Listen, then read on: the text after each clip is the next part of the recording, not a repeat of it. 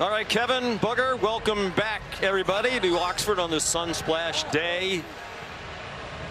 Another get-together between the Rebels and the LSU Tigers. Always a spirited rivalry, particularly exciting in recent years. Last year in Baton Rouge, as we take a look at our All-State Spotlight, Ole Miss took the lead in overtime on a long 57-yard field goal by Caden Davis. But on their first play of the extra session, Garrett Nussmeier to Kyron Lacey, 25 yards. That was the only point in the game that LSU had the lead. There's the all-time numbers. They've met every year since 1945. There have been 3 ties in this rivalry, 4 ties as well in this rivalry. The big story here today, Trinidad Chambliss at quarterback for Ole Miss. Let's go down to the field. Molly McGrath.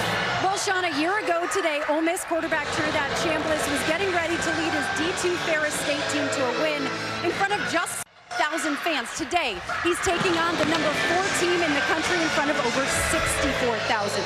Chambliss called the last month surreal and a dream come true. And from the 843rd ranked player in the transfer portal to the Rebel starter, coaches all say Chambliss can handle this jump because he has the it factor, where he comes alive in the stadium, and called his ability to scramble and make plays Trinidad magic. Sean.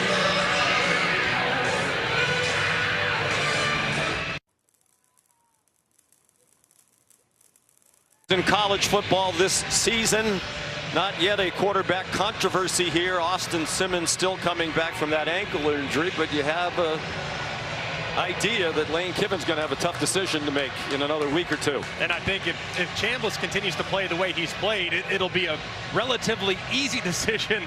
But if Chambliss, for whatever reason, takes a step back, that opens the door. Simmons is still a remarkably gifted young man, and very much in the eyes of the coaching staff, the future of the program. But in the present, Chambliss gives him the best chance to be successful. The home team has won 11 of the last 13 meetings in this rivalry, including LSU's overtime victory in Baton Rouge last year. 2 years ago, when they played here, the 2 teams combined for 104 points. 1,343 yards of total offense. That was with Jackson Dart at quarterback for Ole Miss, the Heisman Trophy winner Jaden Daniels for LSU. Lane Kiffin now in his 6th season as head coach of the Ole Miss Rebels. Hard to believe he's 50 years old. Brian Kelly is 63 in his 35th year as a college football head coach. And he brings the Tigers onto the field first. Trying to get to 5-0 for the first time since 2019, when they won the national championship with a great team quarterbacked by Joe Burrow. They had a 16-game winning streak during that stretch. And Lane Kiffin,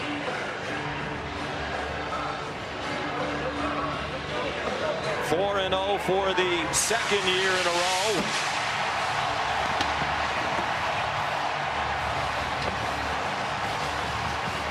They've had a favorable schedule, just 1 road game so far. 16-1 here since the start of 2023. The only loss was that shocking defeat at the hands of Kentucky, the Wildcats' only SEC win last year, when the Rebels were a 17.5-point favorite. Here's Molly with Brian Kelly. Coach, you told us you want your offense to take on an aggressive mindset. What will that look like today? Make plays. You know, we need some big chunk plays. We got talented receivers and quarterbacks. Get the ball out on the perimeter, get the ball, push it down the field, and then be who we are, right? I mean, we've got to have an established running game like everybody else wants in the country, right? And then play the kind of defense we've been playing. How do you defend Trinidad Chambliss in the quarterback run? Well, I mean, obviously, he minimizes what you can do. You've got to be able to have somebody for the quarterback, and that makes it a little bit more difficult. But, you know, we know what to expect. He's obviously a very talented player, but we've got to slow him down somehow. All right. Thank you, Coach. Thanks. And Kelly confirmed that running back Caden Durham is out for this game. He's not even going to dress with an ankle injury, but he said he expects him back after their bye week, just in time for the South Carolina game, Sean. He was injured in the second quarter of their easy win last week against Southeastern Louisiana. Their leading rusher a year ago is a true freshman. Captains at midfield. The referee is Ken Williamson.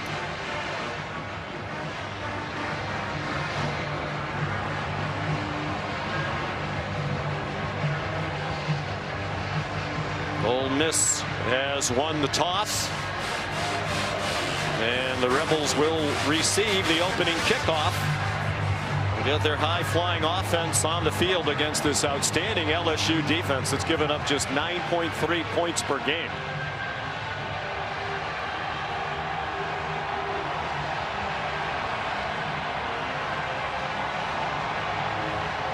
Since Lane Kiffin became the head coach here, 507 yards per game of offense. That is best in the country.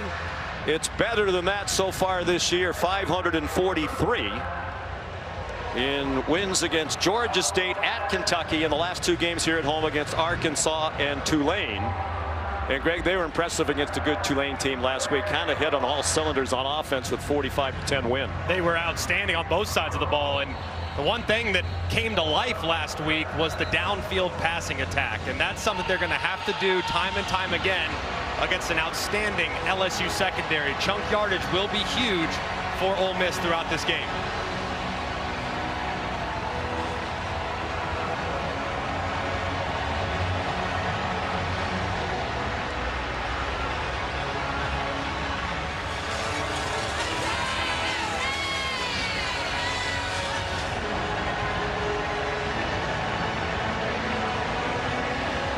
Isaiah Hartrop back deep for the opening kickoff from Aaron Burrell. Both of these teams have touchback kickers. Burrell 24 touchbacks this year in 24 kickoffs. But if Hartrop can run it back, he's dangerous. He is kicking with a light breeze, and it'll land in the back of the end zone. So here comes Ole Miss on offense, led by Trinidad Chambliss, 23 years old, as Molly said, experienced as a national championship winner last year at Division II Ferris State near his home in Grand Rapids, Michigan. Last week against Tulane, tremendous. Threw for 307 and 2 touchdowns, rushed for 112. Just the fourth player in program history to pass for 300 and rush for 100. Manning, Kelly, and Ta'amu are the others. Kewan Lacey is the running back. He's a bit of an upgrade over what they had last year. Caden Lee, the slot receiver, went in motion, and it's Lacey averaging 89.5 yards per game, tripped up by Patrick Payton after a pickup of 3. And Lacey is what kind of makes this offense very different from a year ago. Tremendous speed at running back opens up the balance that Lane Kiffin wants to create. Design rollout for Chambliss. Short dump off to Dejon Stribling, who got hit hard along the near sideline. Whit Weeks and A.J. Halsey there for the Tiger defense. They go very quickly to the Rebels. Snap it in less than 23 seconds per play. 8th fastest in the country entering today's action. And job one for Whit Weeks. His brother West getting the Tigers lined up. 3rd down and 5, and a flag down. So moving along the line of scrimmage. False start. Offense number 75. 5-yard penalty. It remains 3rd down. Patrick Kudus, the right guard.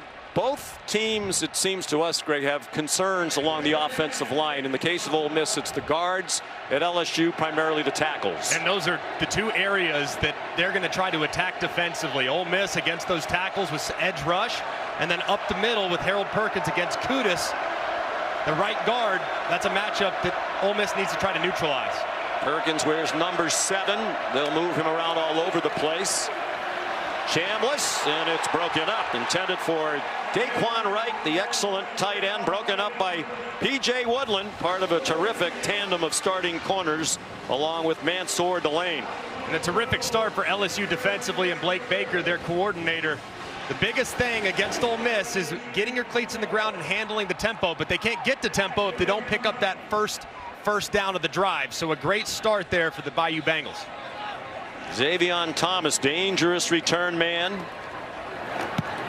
Oscar Bird, the 24-year-old from Australia, kicks it away from Thomas and out of bounds near the 30-yard line. We'll see where the officials spot it for the first possession of the day for LSU.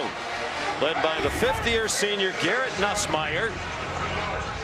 68.6%, helped by a 25 for 31, better than 80% last week against Southeastern Louisiana. He played just one series into the second half and sat out the rest.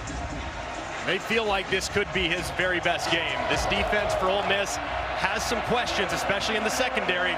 So Nussmeier is going to have to be more aggressive throughout this plan. I think his throwing mechanics were off because of that core muscle problem. He's getting healthier. He's delivering the ball more like the Nussmeier we saw last year when he threw for more than 4,000 yards in his first year as their starter. Short throw and a catch made by Bauer Sharp, the tight end, first year here as a transfer from Oklahoma. Plays like that, that's kind of what this LSU offense has looked like here in the first 4 games. Underneath passing attack, be efficient, move the chains, and take some of the pressure off that offensive line, Sean, that has struggled against elite edge rushers. I think the replay booth may take a look at this. Mitchell Wilkins is the replay official. It was a 50-yard punt by Bird, and if this play stands, it's a 7-yard gain. Right there, and yeah, I do think the nose of that football does hit the ground. Does he secure it prior to? Good look at it here. I think that's an incomplete pass. I would agree.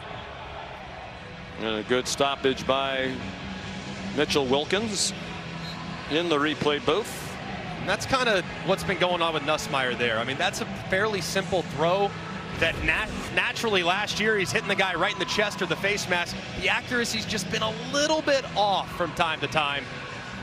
Throws that would have been caught last year haven't been caught because he's been just off the mark.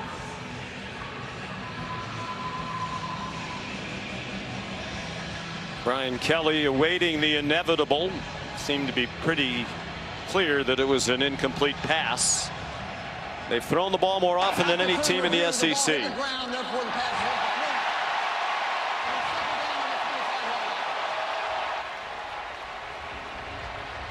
So it'll be 2nd and 10. Nussmeier, 6'1", 205 pounds, the son of Doug Nussmeier, now the offensive coordinator of the New Orleans Saints. Once an NFL and college quarterback, CFL quarterback himself.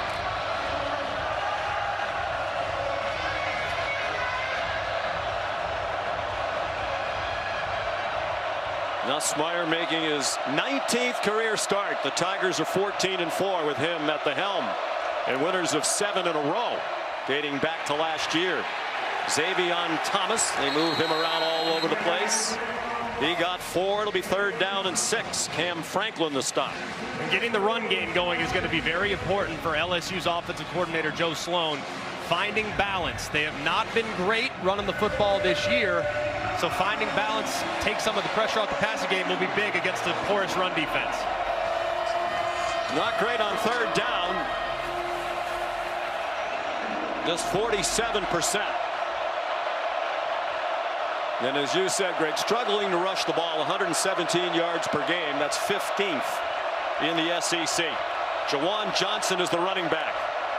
He goes out into the pass pattern. The throw over the middle is incomplete, floated through the air where the Rebels were eyeing an interception. It went off the hands of Aaron Anderson. Well, we talked a little bit already about some of the issues that these tackles might have, and here it's Adams, the left tackle, gets swung right inside as Uman Mielen delivers a big shot on Nussmeier. Trey Wallace back for the punt from Grant Chadwick. Wallace, a transfer from Penn State. Chadwick in his first year here at LSU, over from Middle Tennessee. He's had an excellent season for LSU. Fair catch made at the 26-yard line, a 46-yard punt. Each team's had it once. Each team has punted. No score. We're just getting started on a gorgeous day in Oxford.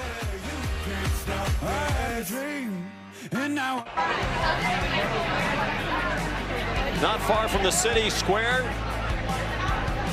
What a great college town this is. Oxford, Mississippi. One of 4 matchups today between ranked teams. The first of 2 back-to-back here on ABC tonight in prime time. Alabama at Georgia. Second possession for Ole Miss. They had a 3-and-out on the first one. Chambliss, plenty of time, and the pass is batted down by Tamarcus Cooley. One of the hallmarks of the Rebels under Lane Kiffin and Charlie Weiss Jr., the offensive coordinator, balance. We think of them as a team that throws it around a lot, and they do. But they're averaging more than 200 yards rushing with Charlie Weiss Jr. calling the plays. He is impressive at age 32.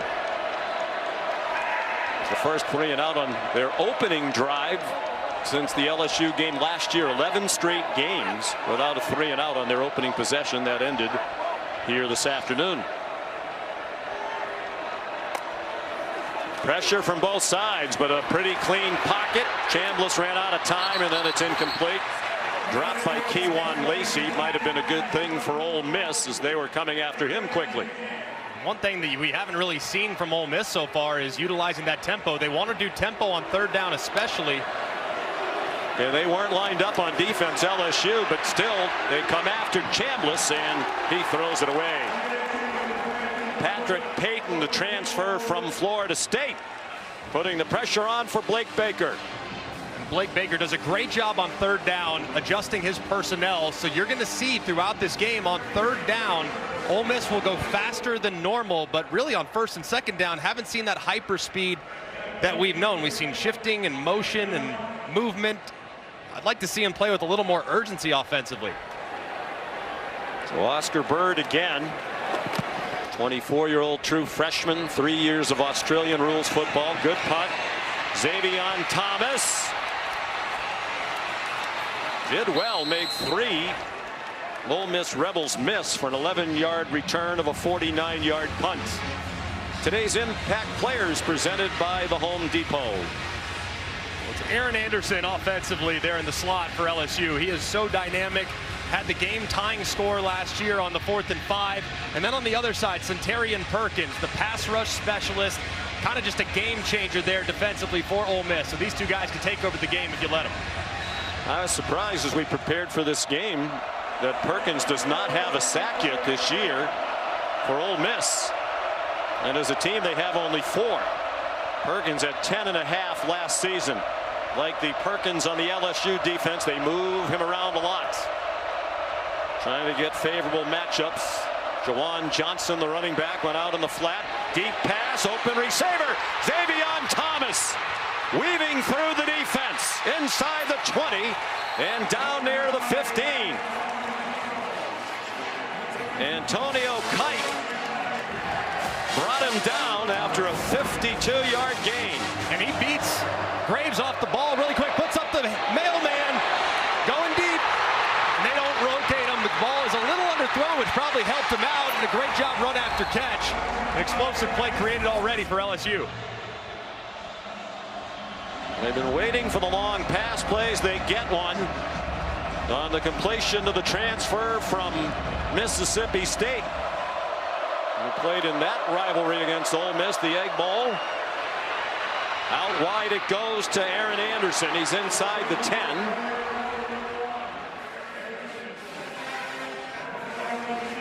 Wydett Williams made the tackle. Both coaching staffs use the word elite to describe last year's Ole Miss defense. And a lot of NFL talent. It is not as good this year. Barryon Brown and fights for the first down. And as you said, they're particularly vulnerable in the secondary. We've seen that already. Yes, a big thing last year, Trey Amos was a lockdown corner on one side. They think Kite can at some point maybe develop into that, but he hasn't so far. And they have some guys on the outside like Chris Graves that have been picked on a time or two here in these first 4 games. Pete Golding is the defensive coordinator, one of the best in the country. Doesn't have quite the talent to work with that he had a year ago. Amos, Greg mentioned, a second-round draft choice of the Washington Commanders. On 1st and goal, Jawan Johnson stacked up behind the line of scrimmage. No Caden Durham today, but the coaches feel Jawan Johnson is a good player to be at running back in this matchup. Yes, because of the way he can contribute in the passing game. Pete Golding, the vulnerability against that defense is running backs out in the formation, in the passing attack. And then here, low red zone, they welcome back Trey'Dez Green, number 14. He's the guy they try to target in this part of the field. He has missed the last couple of games with a knee injury. To the end zone, up for grabs, ricochet, and caught for a touchdown by Nick Anderson.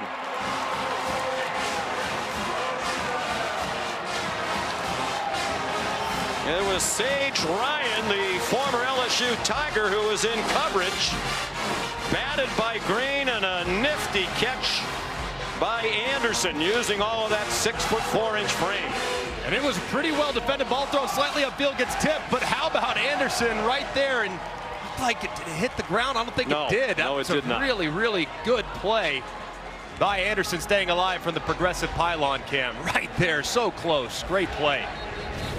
Well, they are going to take another look at this one as well.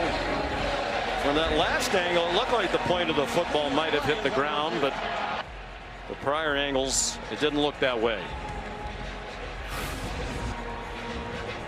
Again, right here. Tremendous effort. The elbow's down. It's just, does he secure the catch? Does the ball hit the ground? That's what they're going to be looking at here.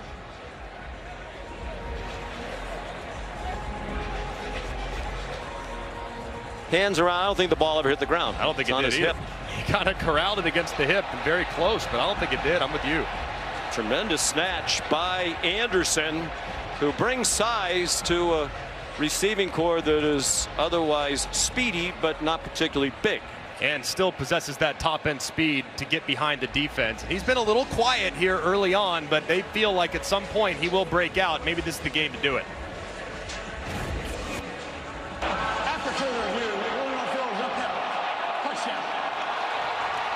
His second career touchdown reception as an LSU Tiger. He spent 3 years at Oklahoma, had 10 touchdowns as a freshman, their school record for receiving touchdowns by a first-year player.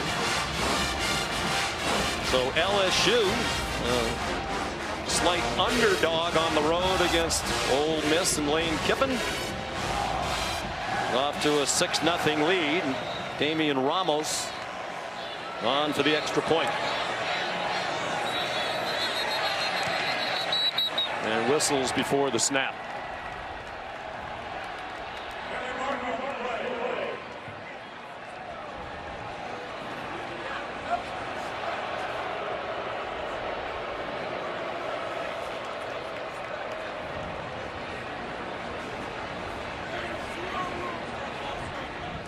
Ken Williamson was looking to Lane Kiffin first, but the penalty is actually against Ole Miss. Offside by contact. Defense number 6. Half distance to the goal. The play try. TJ Daugherty. Ramos at one point made 129 straight PATs. This is just about automatic. I think Brian Kelly's asking, do you want the ball a little closer? Why mess with it? Is this inside your range? This is probably what he asked him. What do you think? I think he's got this. I think he's okay. He's missed only 3 of 190 in his career. Maybe just want to change the club. Maybe go with a little 60 degree as opposed to the 56. Silas Hall, the snapper. Grant Chadwick, the holder. When did it become so difficult to get the PAT snap off? I don't think I've ever seen 2 offsides. Well, if they keep moving it toward the goal line, you'd think they might go for 2, right? Yeah. Although Brian Kelly has not gone for it much in short yardage situations this year. Defense, number 51. Half distance to goal. Replay try. All right, Brian Kelly saying, no, you're close enough. We're going to turn that one down. They don't want to get him so he's right under the crossbar. Yeah. And you do have to hit the 60-degree wedge.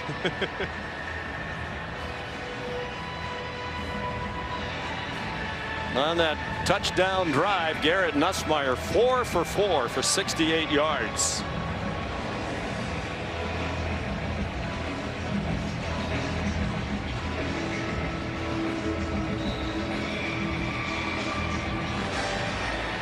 Now, the much anticipated extra point.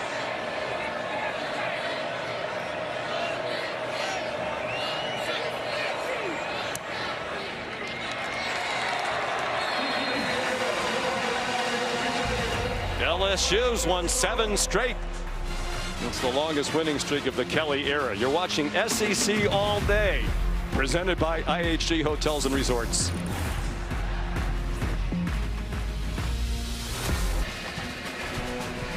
Nick Anderson, the touchdown catch off a ricochet, and LSU, its first conference road game of this season, off to a 7-0 lead here at Ole Miss.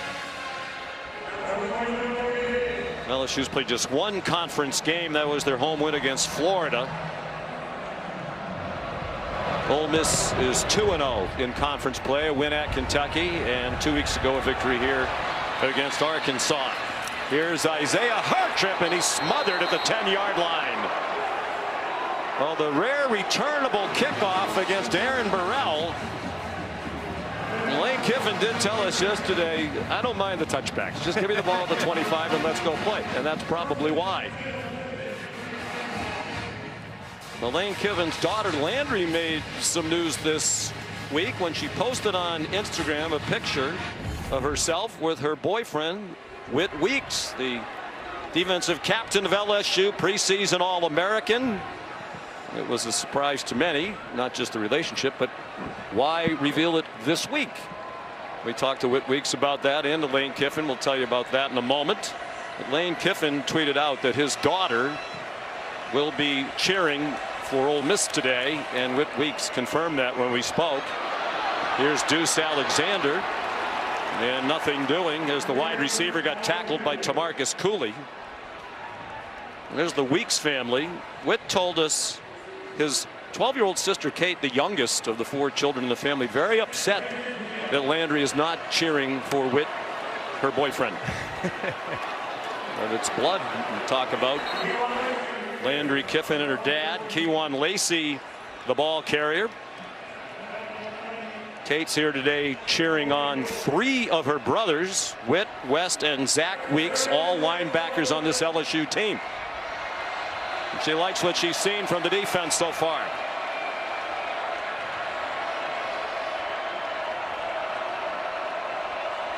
Sluggish start so far for this Ole Miss offense. They haven't had a first down. Trinidad Chambliss to Daquan Wright. There's a first down to the 25-yard line. He was hard to tackle. Whit Weeks got him on the ground with help from Mansour Delane, an 11-yard gain. Now you can expect some of that tempo from Ole Miss. It's a well-timed throw, well-placed throw, and a nice conversion for the Rebels.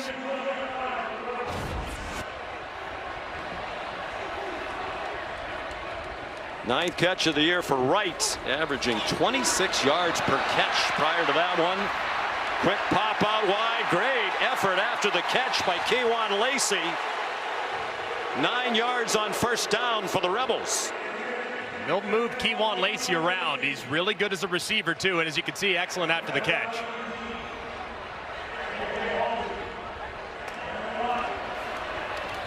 Lacey again.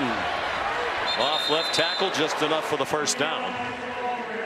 We asked Lane Kiffin about his daughter and Whit Weeks. Said, I think it's great. He's a great kid. We recruited him. He's from a great family.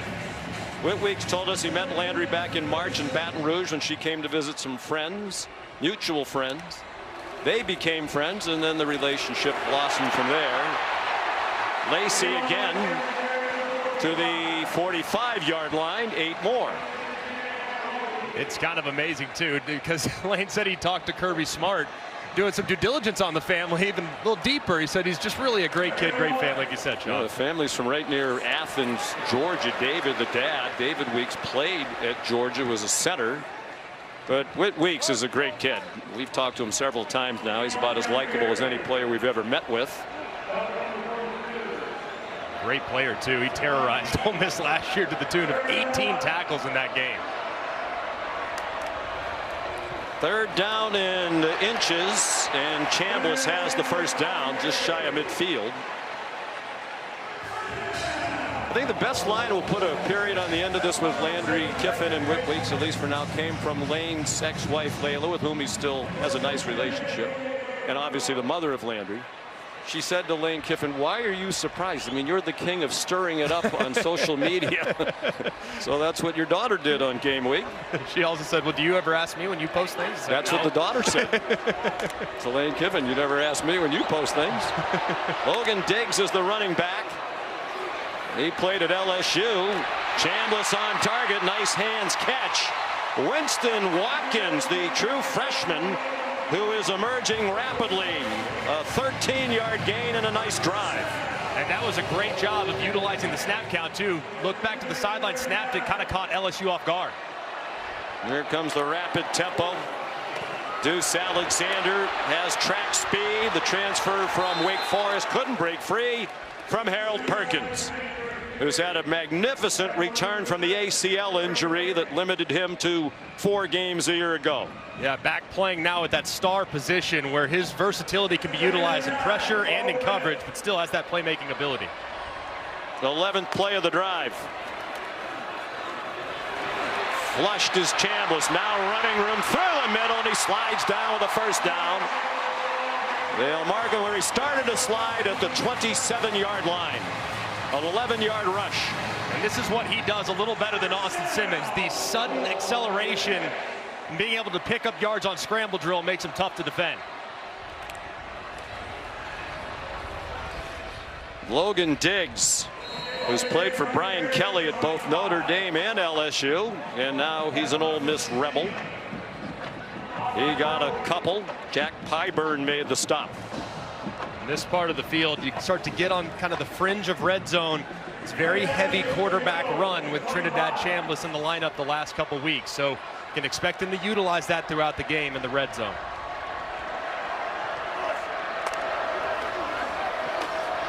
Keywan Lacey took the handoff. He got popped shy of the line to gain by West Weeks, the older brother of Whit, and the oldest of the 3. Zach's a freshman.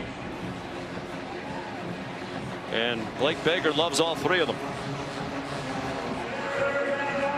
3rd down and 5. They're in field goal range. It's Daquan Wright, the tight end, lined up on the hip of Chambliss, trying to lead the way. He broke some tackles, has a first down. Out of bounds at the 14-yard line. And a great job, too, because it looked like he was going to get tackled there by Payton, who had a pretty good grasp on him. Slips right inside of him, gets to the outside for the conversion.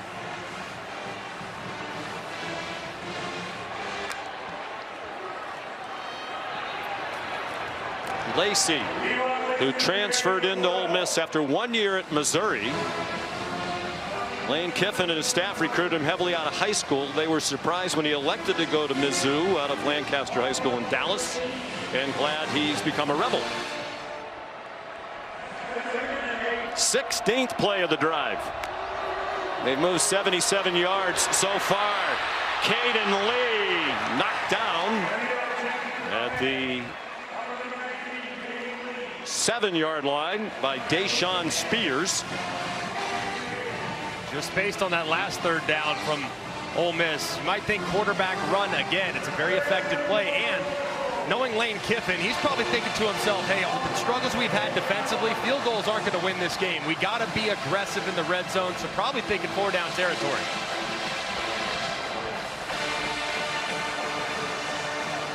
Two tight ends in the game. They're both passing threats up close. Caleb Oden, number 4, along with Wright. Damian Taylor is the running back, and with the play clock running down. Timeout, Ole Miss. First timeout of the half. And we'll take it with them. Entertaining start in this battle of two unbeatens, LSU and Ole Miss in Oxford. The Taco Bell Live Más Student section. Only one student section can claim the title of Live Más Student Section of the Year. Who will take home the trophy? Become a very popular school. So oftentimes athletics helps raise the number of applications you get. The success of the football program has added to the popularity of this great institution among high schoolers. 3rd down and 4. This will be the 17th play of this drive. They're at the LSU 7-yard line. Chambliss has it batted down. Patrick Payton knocked it out of the air, and Lane Kiffin is going to send the field goal team on.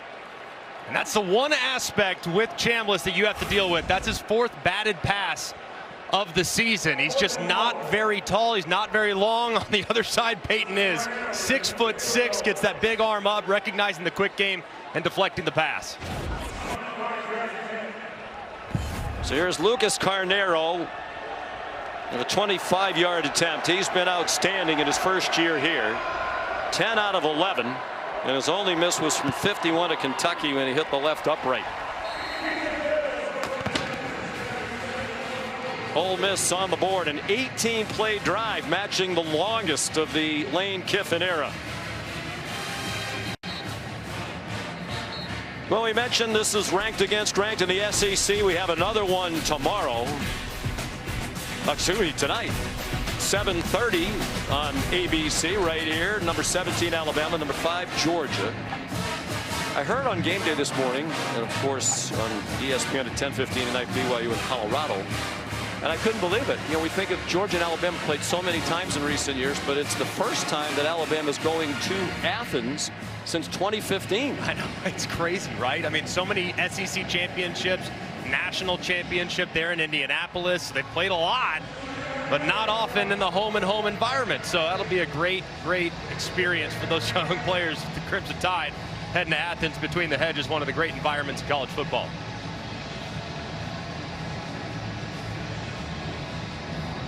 So here's Carnero to kick off. He was terrific for Western Kentucky last season, and he has been here at Ole Miss.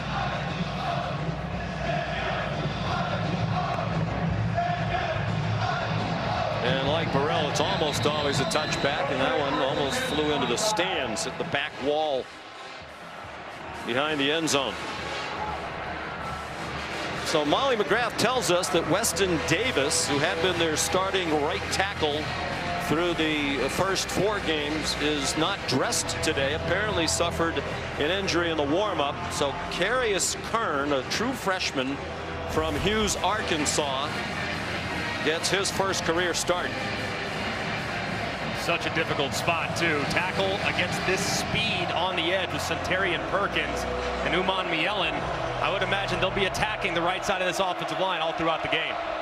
Brian Kelly and his staff have been asked in the last couple of weeks a lot about Davis and his status. Brian made it a point to say he's still our right tackle. Here's Barryon Brown, the Kentucky transfer.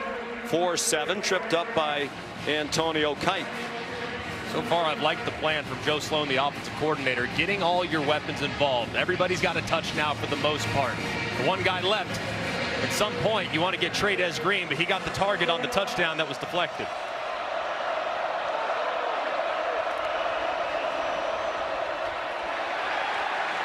Xavion Thomas slipped down for a loss of nearly 2. A minute to go in the opening quarter. LSU on top 7-3. 3rd and medium here. LSU probably going to be looking in the direction of Aaron Anderson. He's number 1. He's in their slot. That's where they like to create matchups on 3rd down in this area with option routes or something quick.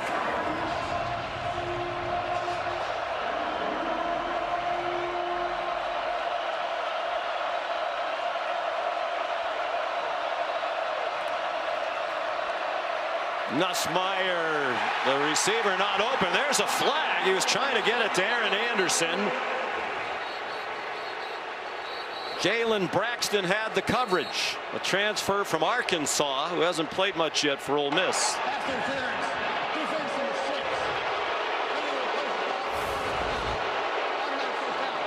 And it's as Anderson's trying to break to the outside, you can see pretty clearly exactly what Braxton does. He closes on it, involves a little bit of a collision, and that goes to the ground and draws the flag. Fans don't like it, but I do think it's probably the correct call.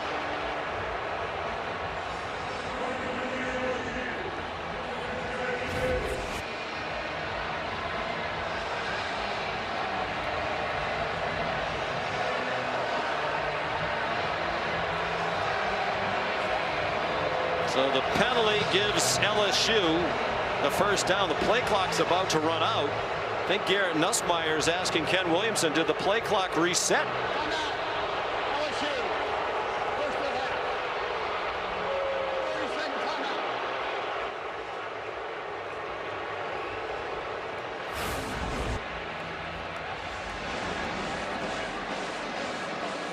Sounds like, too, you also get some contact here. I wonder if that's who the call was on, because they announced it on number 6. And that's number 2, Braxton in coverage. Braxton in coverage on Anderson. Kite in coverage on the receiver that was going a little deeper. So might have just gotten the call wrong, because I didn't see DJ Daugherty out there. And poor Daugherty's probably looking around saying, what did I do? Matt, what did you see? Well, I agree. I didn't see anything really at all on the actual receiver the ball was thrown to. I agree with you. I think number 8 inside did get down around the ankles and maybe trip up the receiver, but I think the ball was already in the air to the other receiver at that point. So I think I'd have been better off with nothing being called. Yes. I would concur. Caleb Jackson is in at running back now. He'll use 3 in place of Durham today.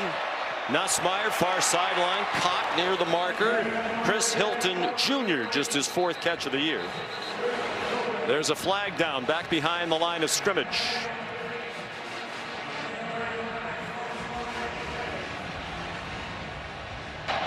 Personal foul, Anderson face, defense number 96. 15-yard penalty, first down. Jamarius Brown, a defensive tackle.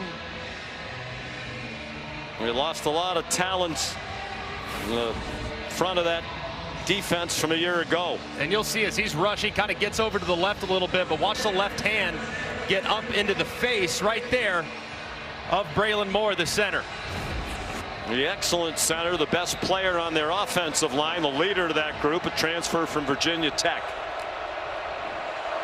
Final seconds of the quarter. They're across midfield are the Tigers. 10-yard gain on the pass. Movement along the line. Might be a free play for Nussmeier. He thinks so. Up for grabs for Hilton. And broken up. Well covered by Antonio Kite, who's played for Alabama, Auburn, both sides of the Iron Bowl, and now he's at Ole Miss. Where does he go next year? Mississippi State? Offside. Defense number 52. A 5-yard penalty will be enforced to begin the second period. Will Eccles.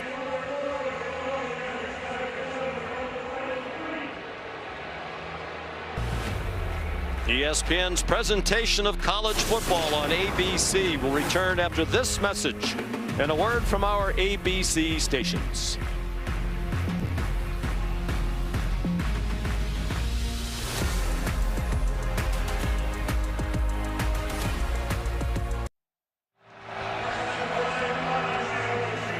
On to the second quarter we go on this glorious day in Oxford, Mississippi. Battle of 2 4-0 teams, each in the top 13 of the country. LSU leading 7-3, and they're at the Ole Miss 38-yard line with 1st and 5 as the second quarter begins. LSU had just 1 yard rushing in the first quarter. A little trickery, the handoff to the speedy Barryon Brown. Sub 4.340 run by Brown. First down. A moment ago, Molly with Lane Kiffin.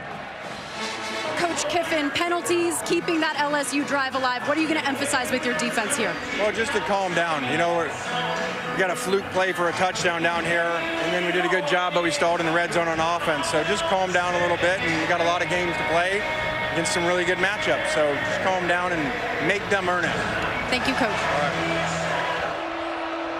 And Lane himself has become better at calming down in recent years. He does hot yoga, extremely hot yoga, every day. Nussmeier on 1st and 10. Up for grabs and intercepted. Terrible decision. He threw it into traffic, and it got picked off by Wydett Williams Jr.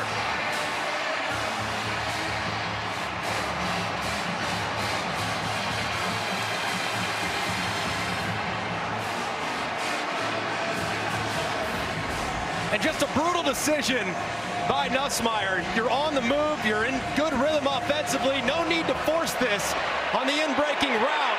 Wydett Williams' eyes go back towards the quarterback at the last possible second. He locates the football and goes up and gets it. And Pete Golding has emphasized over and over and over again this week, the defensive coordinator, they're going to drop to spots more so than they're going to run specific plays, because LSU has a ton of tendency to hit the middle of the field, and that time Nussmeier does it, throws a pick. For a smart guy who's played a lot of football, the son of a coach, he puts the ball up for grabs more often than he should. He threw 12 interceptions last year, and that's 3 this season.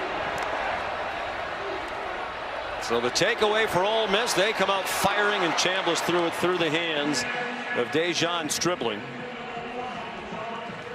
First pick as a member of the Ole Miss Rebels for Williams, who transferred in from Louisiana Monroe, where he had 3 interceptions last year for the Warhawks. Nussmeier upset with himself, and he should be. Just cannot do that. And a big part of his offseason was being mature as a decision maker. Win the game, not the down. And that time right there, just a terrible decision. No, the other way around. Win the down. Win the down, not the game. Not the game. Exactly. Don't try to win the game on one play. Right. 5-yard penalty. Remains second down. That Zen being tested for Lane Kiffin. Diego Pounds moved. 6 penalties against Ole Miss, 0 for LSU. That yoga information came from that great E60 done by Ryan McGee. The Many Lives of Lane Kiffin debuted this week. If you haven't seen it, find it. Trinidad Chambliss. Crowd thought he was face masked, and they're going to get the call from the back judge. Walter Mathis Jr. on the tackle, might have grabbed the headgear. And if so, it's the first penalty assessed against the Tigers. The longer this conversation goes, the crowd starting to boo, saying, hey, it looked pretty obvious to us why you're having such a long conversation. But that's sort of what happens these days. Did look like there was a hand up around the face mask, but did he grab it? I think it's probably what they're trying to figure out. The crowd's looking at a replay. Personal foul. Face mask.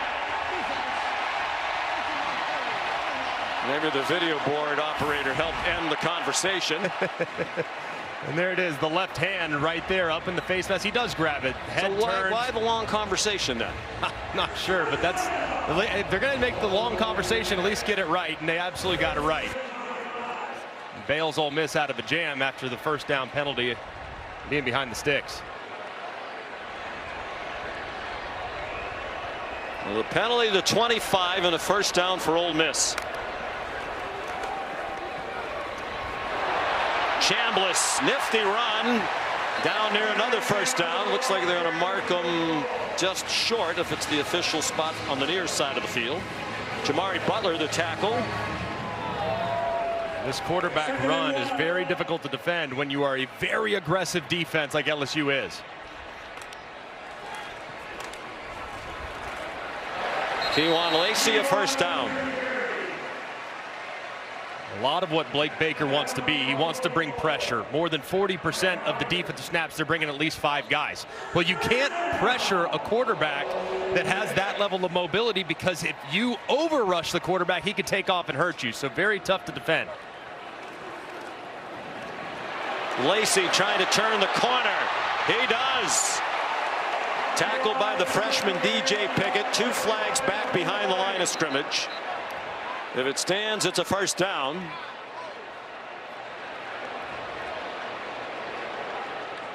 But you wonder there was some sort of blocking infraction that helped open up all that room for Lacey. Offense number 9. 10-yard penalty. Previous spot.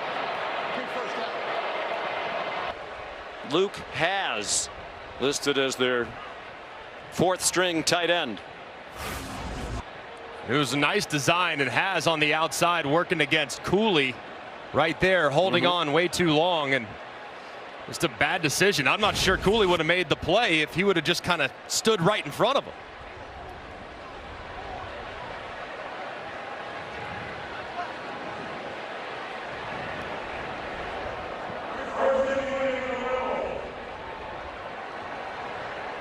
So the Rebels back at their 27-yard line. Logan Diggs back in at running back.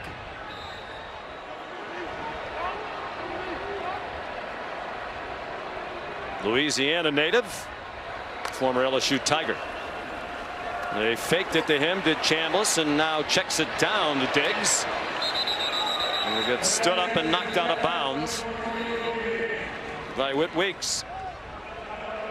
Ole Miss is an offense that has been so good throughout these first 4 games, staying on schedule. They're one of the best in the country when it comes to line to gain on 3rd down, which means they've been great on 1st and 2nd. So really out of character here so far offensively, playing as off schedule as they are. Against a defense that, like Ole Miss last season, might be elite at LSU. They went deep into the transfer portal, and it was money well spent. Talent at every level. Chambliss running out of time. Chased by Jack Pyburn and throws it away. Pyburn, one of those out of the transfer portal from Florida.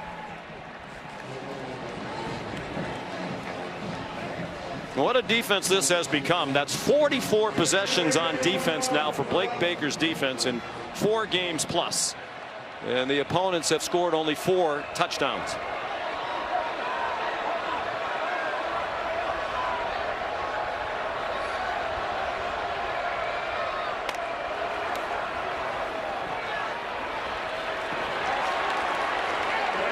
Chambliss taken down by Pyburn again.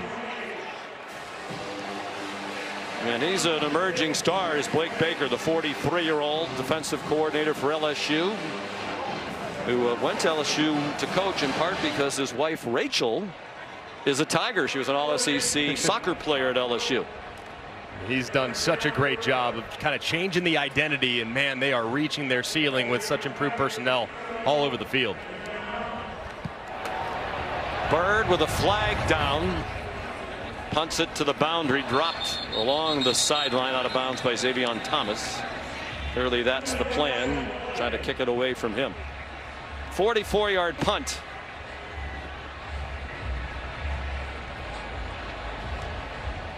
It's a false start. Ken Williamson looks to the wrong side again, now realizes, Brian Kelly, you want it. Illegal formation. Offense. More than 4 players lined in the backfield. 5-yard penalty. Repeat 4th down.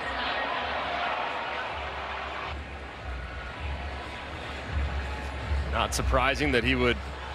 Sounds like he was going to accept the penalty there and make him kick it again. He wanted it at the end of the kick if he could. Ken Williamson said it's going to be 4th down over again. Give Xavier Thomas, one of the most electric return men in the business, opportunity to maybe get hands on it again.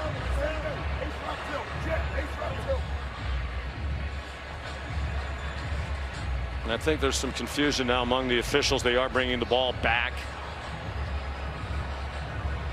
Whit Weeks in this defense.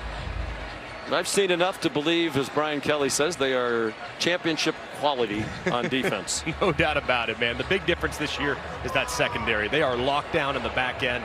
And what's most amazing when you watch them, it's very rare when you have this level of aggression, this many pressures, this many blitzes, you have a lot of busts. You rarely see them bust, and that's a testament to Blake Baker's ability to communicate and their players to execute.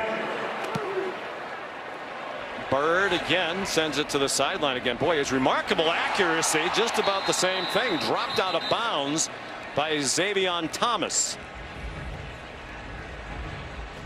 A 50-yard punt, beautifully placed. The defense continues to rule the day for the Tigers. They're up 7-3.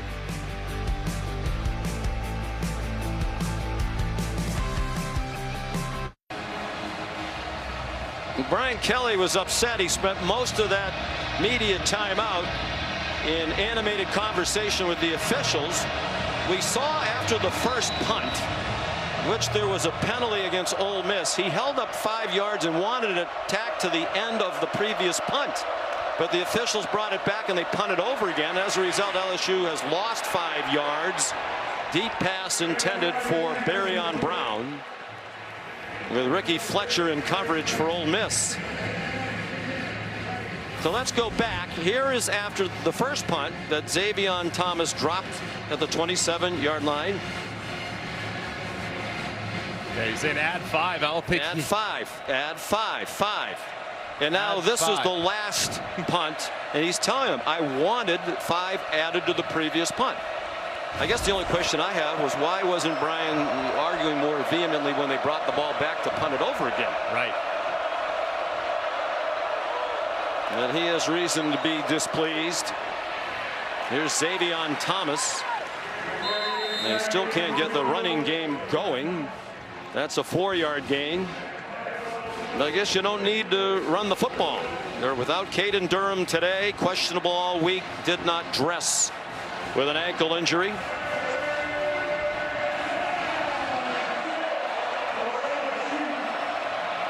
Third down and 6. Always thinking Aaron Anderson in this situation. Down here in the back in stack alignment. They rush. Nussmeier takes off running and gets taken down from behind by Suntarian Perkins. The 1-yard gain, but they didn't get the first down. And the Tigers will punt. Suntarian Perkins working against the left side, and Nussmeier's trying to find Anderson. Can't quite see him because the pocket condenses, and a good job by Perkins grabbing the undershirt, it looked like, of Nussmeier and dragging him to the ground. Hard man to run away from. Perkins told us before the game at Kentucky week 2 he's the fastest man on the team. Zeus Alexander, the wide receiver, debated that. We visited with him yesterday. Not a good looking punt, but it takes a great bounce for Grant Chadwick. Picked up by Trey Wallace. And then the sideline and the crowd wanted a late hit out of bounds. There is no flag, and the Bluebirds come out again. 48-yard punt, 9-yard return.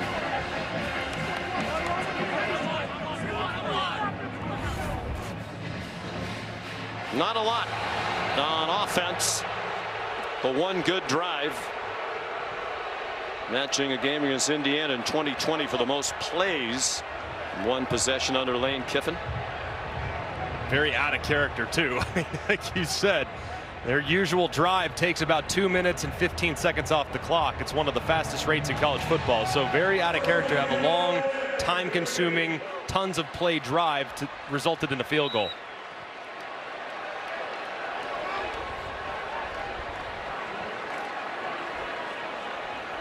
Chambliss 6 for 13 passing for 41 yards. He's their leading rusher with 36 on 6 carries. Kewan Lacey, the running back, tight formation. Chambliss throws into single coverage, and it's caught. Beautiful throw, perfectly timed, and a first down for Deuce Alexander at the LSU 47. That's 23. And a great job fighting through contact, too, by Alexander and reeling in the back shoulder. DJ Pickett, the true freshman, had the coverage.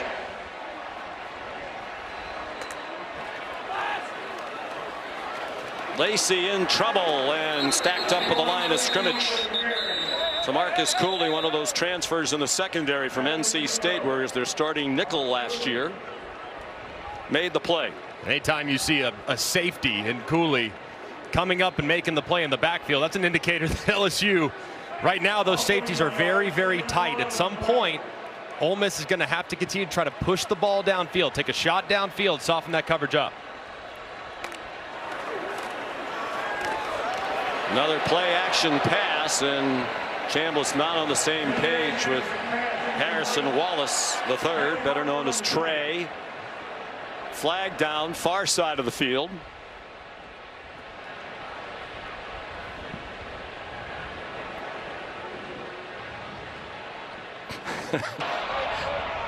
Nails receiver downfield. Offense number 62. Penalty is declined. Next down. Third down. And they made sure Brian Kelly wanted to decline it. Excuse me.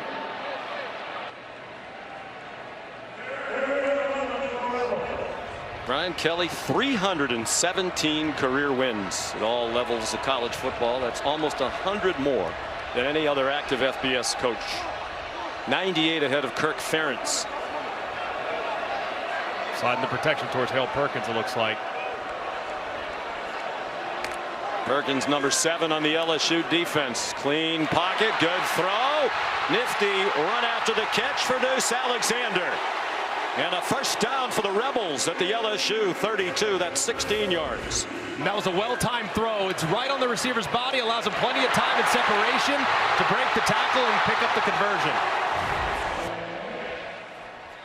He is Hilton Alexander II, nicknamed Deuce. His dad was a wide receiver in the NFL. Chambliss wide open. Caden Lee down and then lost the ball at the 3. It's recovered for a touchback in the end zone. Whit Weeks recovered the ball. The question was Caden Lee down before he fumbled? A.J. Halsey ripped it out. Halsey's so instinctive. There it goes right there. The ball is out. That's a great look. And Halsey, what a huge addition he's been to the back end of this defense. Constantly making plays on the ball, punching it out there, and a huge change of events for the Rebels. And Lee injured on the play in which he fumbled. Huge turnover. The ball back to the Tigers when we come back. By the LSU defense and a couple of studs who came to their defense through the transfer portal. Mansour Delane was making the tackle. A.J. Halsey punched it out. The first fumble recovery of this season for Whit Weeks in the LSU defense. They've had 6 interceptions. And this is a home run. A lot of people rated their transfer portal class #1 in the country. It's a grand slam. It's unbelievable. Harlan Berry had come on it running back. Here's Aaron Anderson with another flag thrown by the back judge. Jaden Yates made the tackle for Ole Miss, where we just see so many flags every week. This is going to be the 10th assessed in the game. Not even midway through the second quarter, Trey Des Green called for the penalty. It's kind of crazy too. He's engaged. Watch him drag the defender to the ground as he's going. I mean, right there, and just pulls that jersey very clearly to the ground. Not sure why he was doing that. I just think you could call that on just about every play.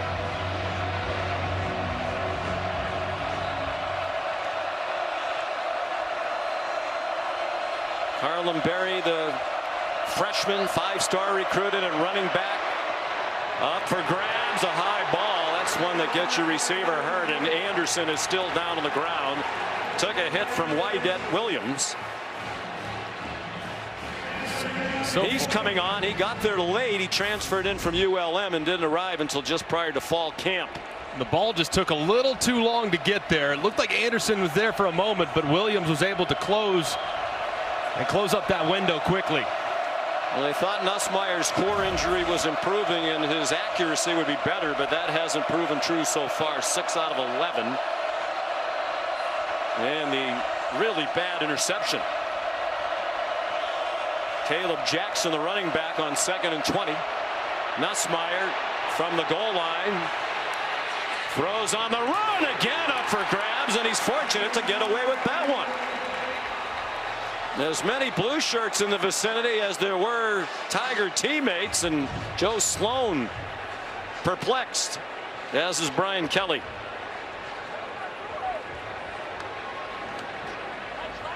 Antonio Kite is the injured defender. He was part of that pass breakup. Timeout. We're midway through the second quarter. A 4-point LSU lead.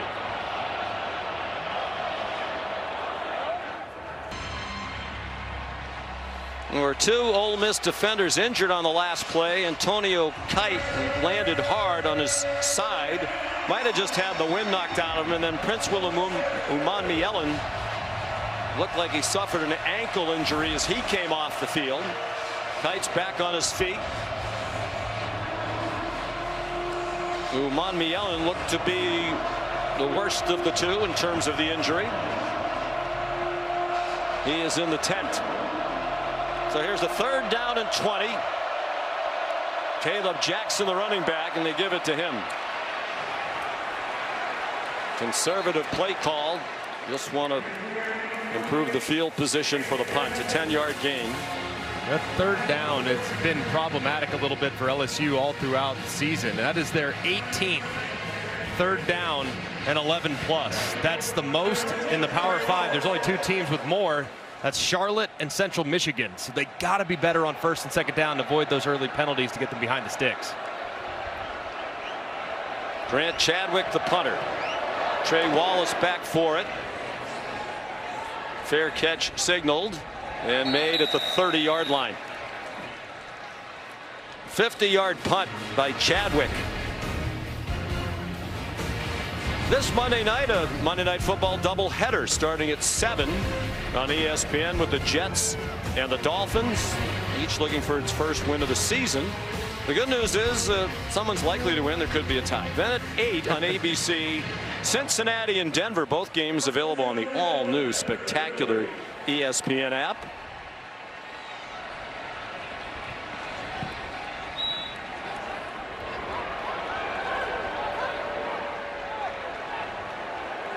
Ole Miss has 175 yards of offense. They've outgained LSU by 65, but they've been hurt by penalties, 8 of them, by the turnover inside the 5-yard line.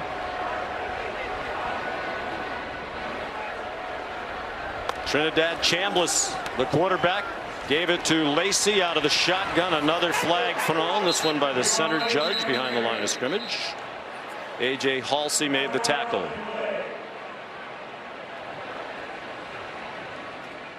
No gain on the play. Holding, offense number 8. 10-yard penalty for previous spot. Big 1st down. Daquan Wright, the tight end, a transfer from Virginia Tech. 9 Rebel penalties and still 6:43 to go in the half. And as Lacey tries to break it to the outside, just to grab with that left hand of the jersey of Pyburn, and that's what leads to the call.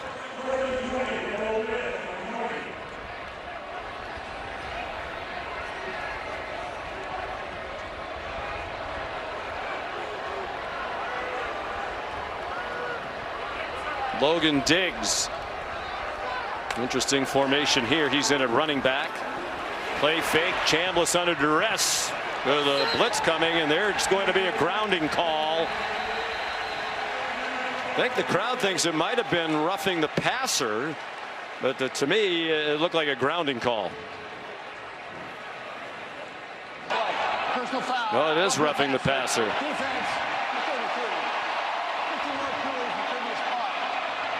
And it was West Weeks. Brian Kelly asking who's it on. It was West Weeks.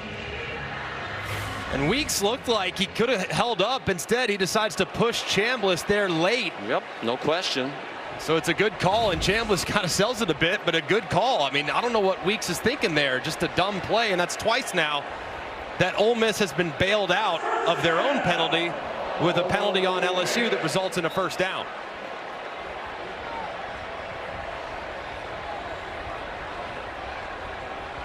And the pass was tipped, therefore no intentional grounding. 35-yard line is the line of scrimmage. The fake to Lacey.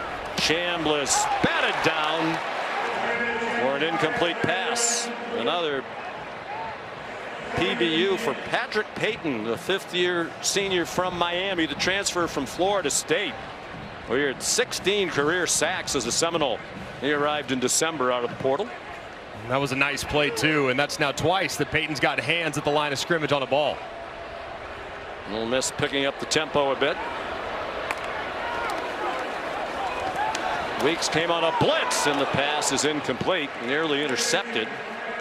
Diving attempt by DJ Pickett, true freshman out of Zephyr Hills, Florida.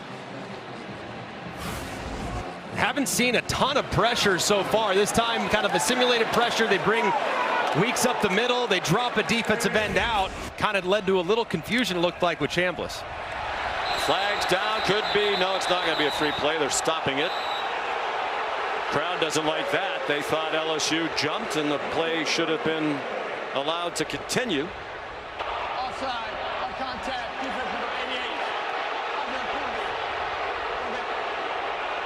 88. I understand why they're frustrated, because they love to get that free play opportunity, but when Gooden jumps across and initiates contact with an offensive lineman, that's what is going to lead to the play being called dead. And here, right there, it looked like, ooh, did he even initiate contact before the ball was snapped? Didn't look like it did, so that could have potentially been a free play. Makes it a more manageable third down. 3rd and 5. They're 4 out of 8. Are the Rebels on third down?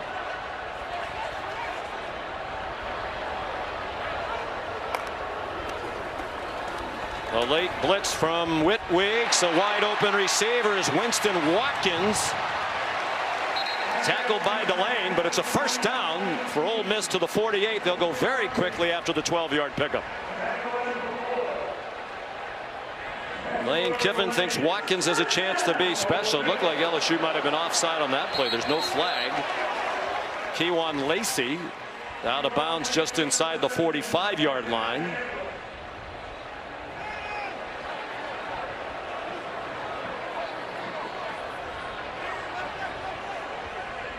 They're picking up the tempo again.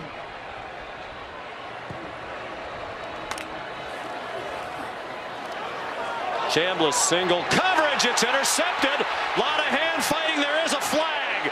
DJ Pickett is going to bring it all the way back, but there are 2 flags down. And the crowd thinks this is coming back for pass interference. He was tangled up with Deuce Alexander. Looked like Pickett actually almost grabbed Alexander, threw him out of the way, and then retrieved the pass. And they are bringing the ball back. Pass interference, defense number 3.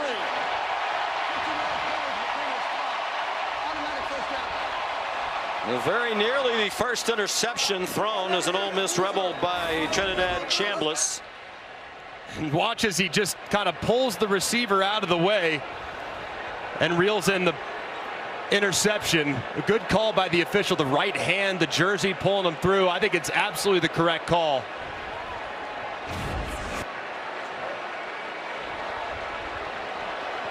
It wipes out a 72-yard interception return for a touchdown. Matt Austin, our referee, agrees with the call.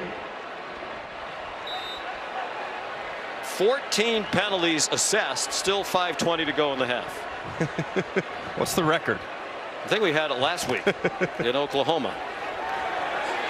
Chambliss single coverage again, entanglement, and another flag. This one on P.J. Woodland, who was there with Trey Wallace. That's their best play so far. Pass interference, defense number 11. And the right hand very clearly there of Woodland, grabbing Wallace's left arm, doesn't allow him to get back to the ball, and another good play. Good call. When we talked to Charlie Weiss Jr. yesterday, he said they think Mansour Delane is one of the best corners in the country, number 4 for LSU. So they're going to go after Woodland more often than Delane. We never called Delane's name. He doesn't make many tackles because his man rarely catches the ball. Lacey, touchdown!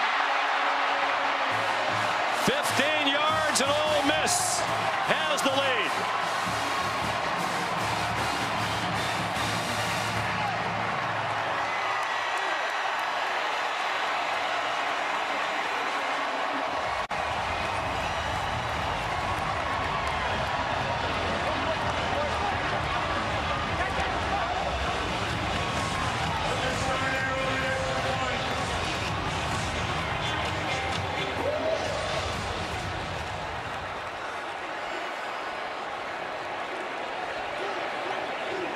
Lacey's 8th rushing touchdown of the season. That leads the Southeastern Conference, and Lucas Carnero gives Lane Kiffin and the Rebs a 3-point lead. And this defense very aggressive, but sometimes you live by the movement and you die by the movement. This time they die. Why?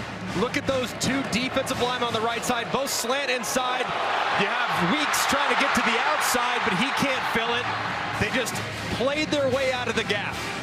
And sometimes when you have a chaos-causing front with the movement that LSU utilizes, you can leave gaps uncovered. That's exactly what happened there. Lacey finds it, and the Rebs take the lead.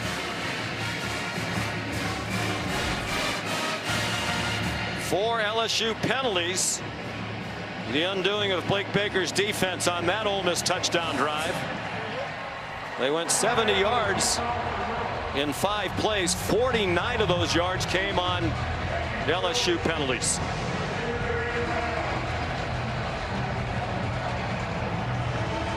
So Carnero to kick off.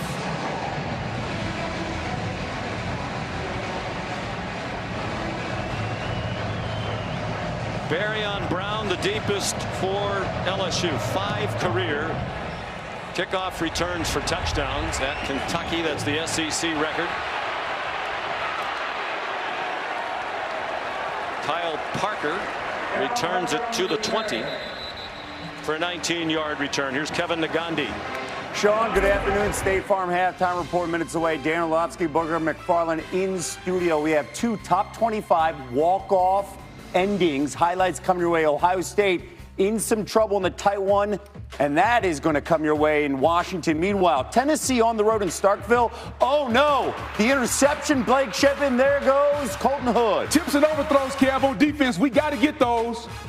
And then Mississippi State is undefeated, and they are not backing down from the Volunteers, up by 4. Highlights coming your way. Cowbells. All right, gentlemen, thank you. LSU hasn't done much on offense again today. Swing pass, Jawan Johnson. Xavion Thomas. They're going to mark him out of bounds at the 32-yard line. 12-yard gain. Speaking of Mississippi State, the transfer from Starkville, Thomas. And this is basically, when you talk about, well, LSU doesn't run the ball, what is this? It's a toss sweep. That's basically what it is. So yes, it goes down in the passing category, but that's essentially an extended handoff. You get it to one of your best players in space, and Thomas nearly tightropes the sideline, but just runs out of room.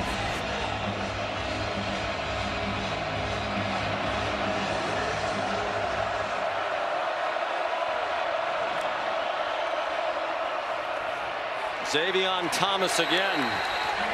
Lowered his head to get a yard. Here's Molly McGrath. LSU wide receiver Aaron Anderson strained his right elbow. He was in visible pain and couldn't lift that right arm.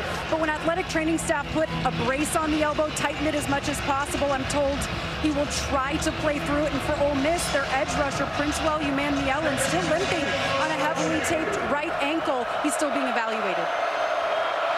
All right, Molly, thank you. Anderson is on the field, their leading receiver last year and this year. And he manages to catch a ball thrown behind him. Nice catch by Anderson. 61 receptions a year ago. Jamarius Brown made the tackle. Gain of 5.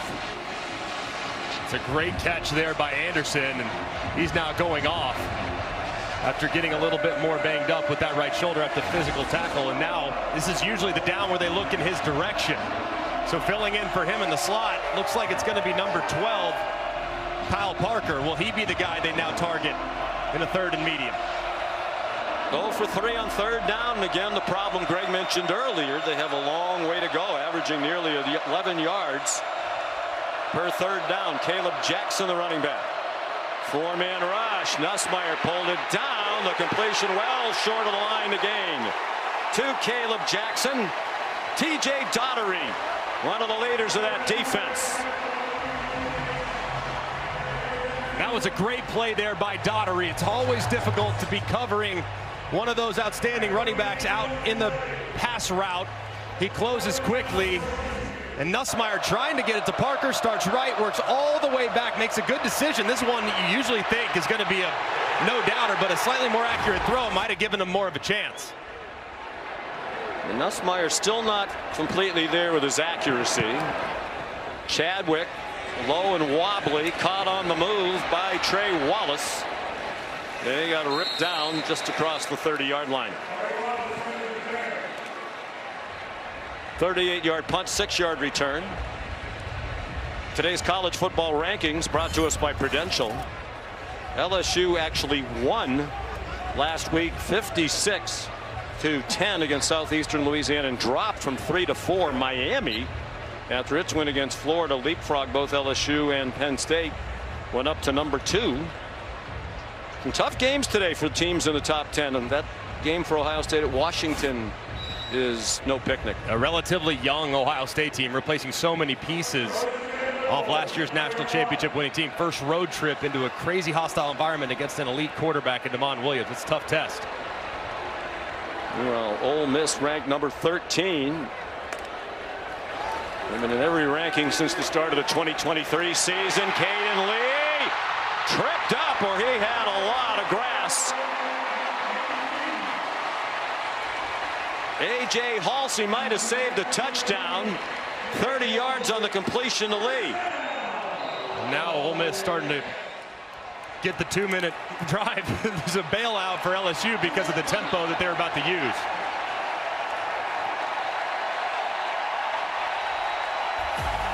Couple of big plays by Halsey. He punched the ball away from Caden Lee inside the 5 earlier in this quarter.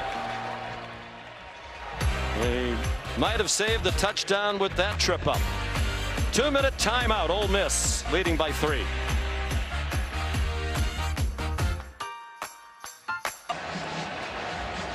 You're watching the SEC on ABC, presented by Burger King. Vaught Hemingway Stadium in Oxford, Mississippi. Sellout crowd, about 66,000 on hand. Ole Miss leading at the 2-minute timeout of the first half, 10-7. And they're at the Tiger 39-yard line. 1st and 10. Kewan Lacey. Shoddy tackling, and then he's chopped down by Mansour Delane at the 34-yard line. Flag down. We've heard that before. And if it's against Ole Miss, and it appears to be, it's going to be the 10th penalty of the half. Holding, offense number 75. 10-yard penalty for spot of the foul. Repeat first down.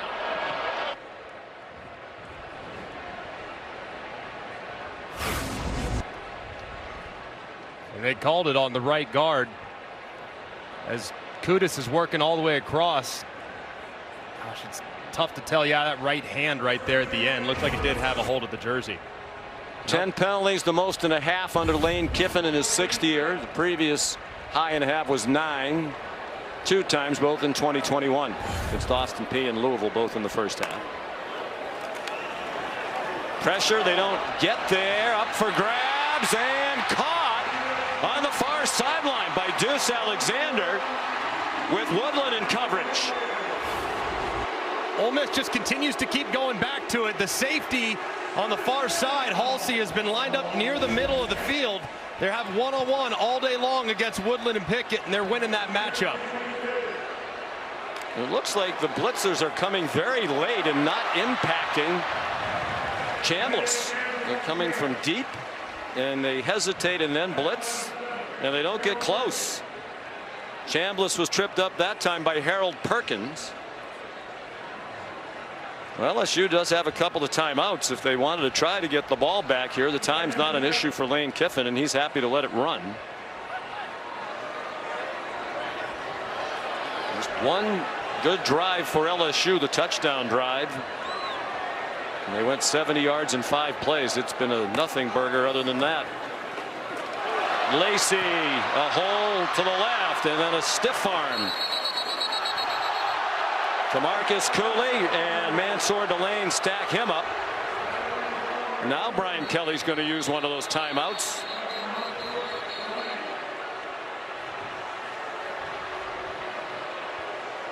And Brian Kelly's asking Blake Baker what's going on. I think he was wondering why the crowd was booing. They thought maybe they were a little too frisky at the end of the tackle. Timeout, LSU. Please put 49 seconds on the play clock. 49. Well, some of the storylines, as they so often do, involve the quarterbacks coming in. Chambliss getting his biggest test as the starter, getting the start today. I think he's been pretty impressive. Very much so. And I think Lane Kiffin kind of described his entire offense as kind of a resilient bunch, a bunch that will weather the storm better than maybe they have in the past. And I think Chambliss is kind of a perfect example of that. A little bit of a tough start, felt the pressure early, maybe wasn't seeing the field real well, but has really settled in here in the second quarter and has been much more accurate. Hey, hold on. Some of the services that evaluate that sort of thing had him rated as the number 60 quarterback in the transfer portal and 800 plus overall. 13 completions for 183 yards, and again he hasn't turned it over. Now he did get away with an interception, but it was clearly a pass interference call on the pick 6 that came back from DJ Pickett. And I think Lane Kiffin, when he said he went and watched his tape, it really speaks to kind of his ability to evaluate and see potential and see talent, even if others don't. That really is tremendous work by Kiffin and his staff. And so when he first saw his tape, he reminded him of Russell Wilson. Here's Lacey, tripped up. Short of the first down. Big tackle by P.J. Woodland. Is Brian Kelly going to use his last timeout? It doesn't seem like it. I don't know why now Lane Kiffin's going to use his to figure out what he wants to do. Timeout. Ole Miss. Please put 32 seconds on the play clock. 3-2. Well, for most of Lane Kiffin's time here, he's been a go for it on 4th down kind of guy, leaning heavily on analytics. Not quite as much lately. You asked him about that in our meeting yesterday. And it's kind of wild when you think about it. So far this year in plus territory, they're going for it around 9% of the time. That's 134th. They just have not been a team this year that has been as aggressive offensively. Said, yeah, I study the book, I go off the book, and sometimes it adjusts based on who we're playing. But back in the day, this is a no doubt go for Lane. But I would imagine this year maybe he's approaching it a little differently. Well, he's looking at the play sheet as if they were looking for the play in concert with Charlie Weiss Jr. On short yardage, it's almost a lock what they're going to do. They're going to go some type of direct snap. Whoever catches the snap's likely going to be the ball carrier, and they've utilized a bunch of guys to do that this year. It's been Lacey, it's been Taylor, it's been Daquan Wright, and it's also been Chambliss. So expect direct snap, and whoever catches it's going to run it. Blake Baker's defense has given up 148 yards of offense to Ole Miss here in the second quarter. Gashed as they have not been this season. 3rd down and a long yard, just 1 timeout left for each team. And out of the pistol with Lacey behind Trinidad Chambliss. Wright is wide open. Daquan Wright out of bounds at the 5.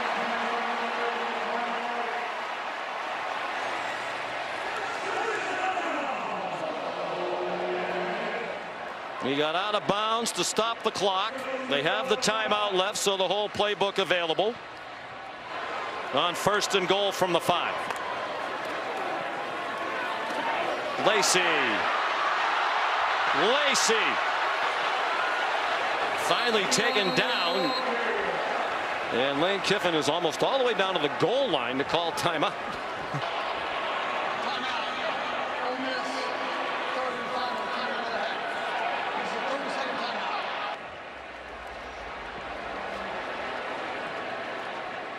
And that fourth down play was just a thing of beauty by Lane Kiffin and Charlie Weiss Jr.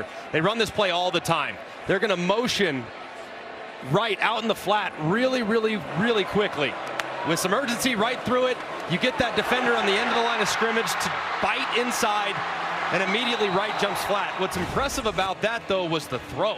It looked like for a moment that Whit Weeks was in a great spot to get a hand on the football, and Chambliss has had 2 passes deflected already. He threw it around Whit Weeks that led to the conversion. That was a great throw around a defender on the 4th and 1. Lane Kiffin and Charlie Weiss Jr., both sons of coaches. Of course, Monty Kiffin, one of the driving forces behind the Tampa 2, passed away a year ago, and he talked in that documentary about how important his dad was in his development, both as a coach and a person. And of course, Charlie Weiss Jr.'s dad, former head coach at Notre Dame, offensive coordinator with the New England Patriots, among other stops. 2nd and goal, and now they're out of timeouts. 9th play of the drive. Started at their own 31. Logan Diggs, the running back. He chipped Perkins. Touchdown! Caden Lee.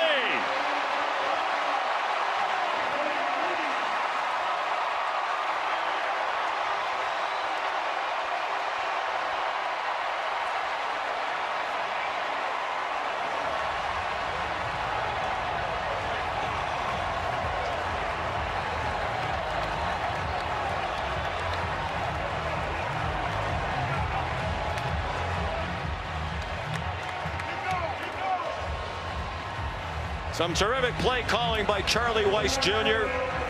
And a 2-score lead now for Ole Miss.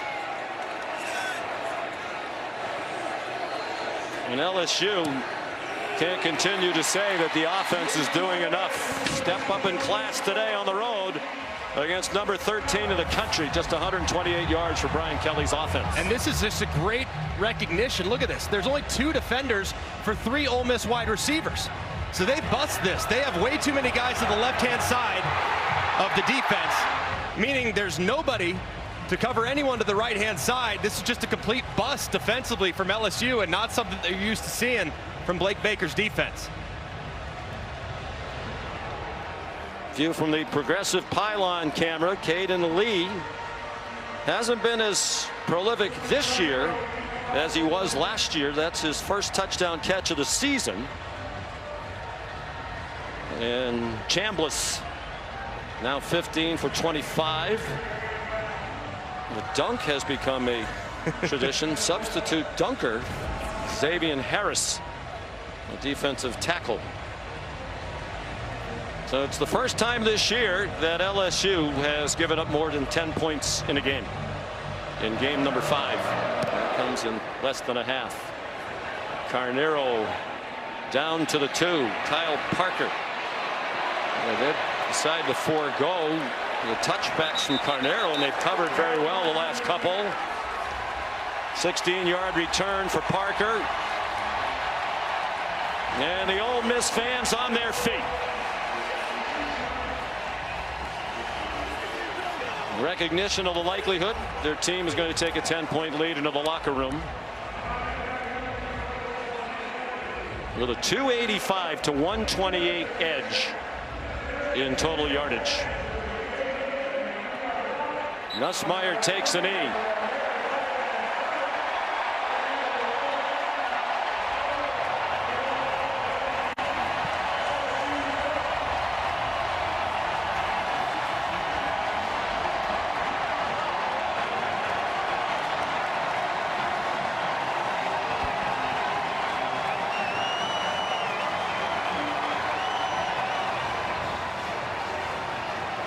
Here's Lane Kiffin with Molly McGrath. Coach, a huge 4th down conversion that led to that score to give you a 2-score lead. What did you see from quarterback Trinidad Chambliss in your offense in that final possession? Well, I think he was rattled early with everything, and then he calmed down. We made some plays around him, and really our defense has played really well. They have 1 fluke touchdown is their only score. So we're going to have to play really well in the second half, play really good defense, and continue to run the ball for some balance against these guys. They got great players.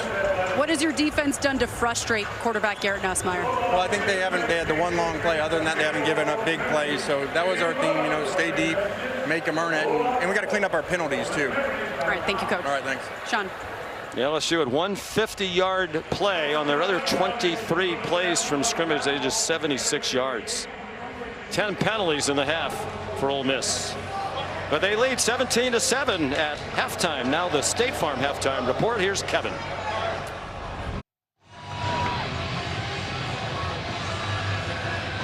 You're watching the SEC on ABC, presented by Burger King. From Vaught Hemingway Stadium, Oxford, Mississippi. Homestanding Ole Miss, a 17-7 lead. LSU scored first on a ricochet. Nick Anderson, the catch for the touchdown.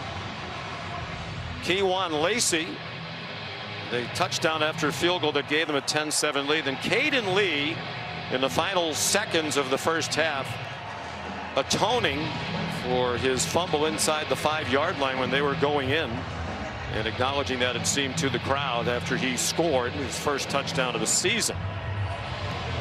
LSU will get the ball first. Lucas Carnero will kick off.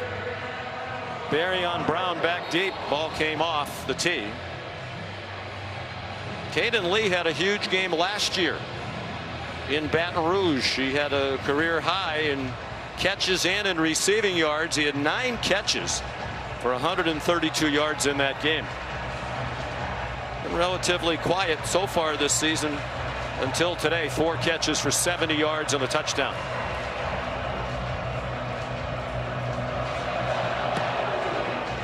And that will be a touchback. Let's take a look at our high-speed highlights, brought to you by T-Mobile 5G Home Internet. And so far, Nussmeier's been a little bit affected by a 3-man rush, drop 8. You should have all time to throw. Instead, he forces one into triple coverage. And he is just not seeing the field very well against that 3-man rush, drop 8. He's got to be better. And how do you get him to stop rushing just 3? You got to run him out of it. So at some point here, offensive coordinator Joe Sloan, they got to establish a little bit more balance by running the football. This 3-man rush has been problematic for Nussmeier. And they only ran the ball 9 times in the first half. 15 passes. They only had 1 possession of 5 plays.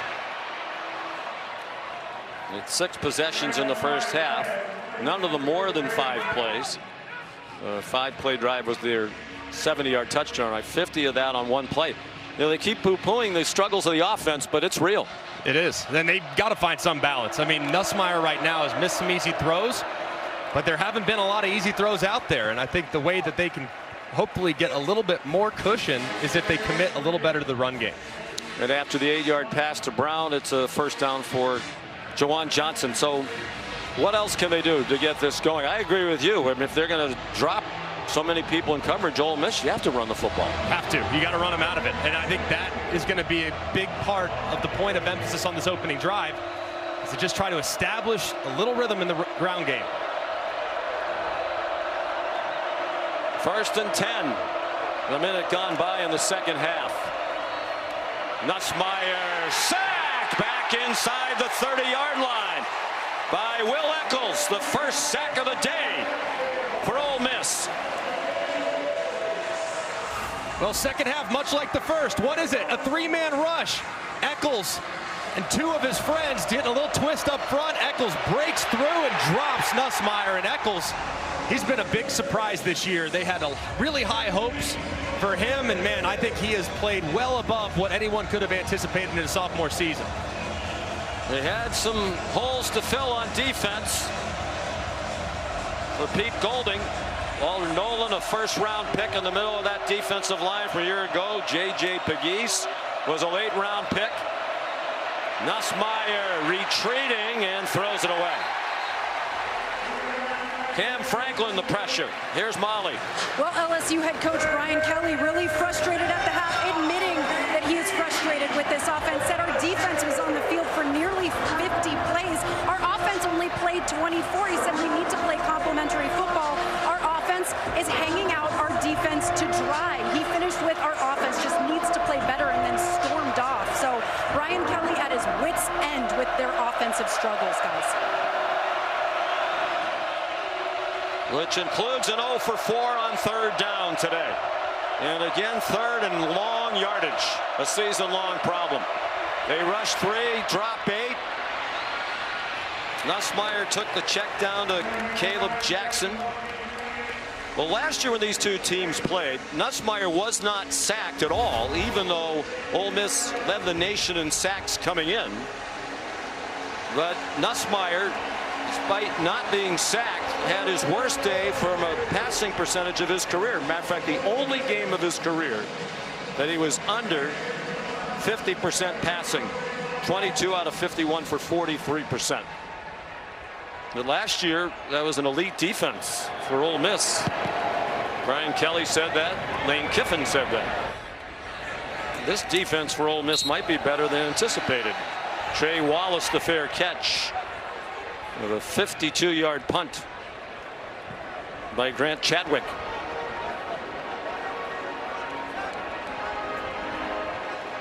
So here comes Trinidad Chambliss.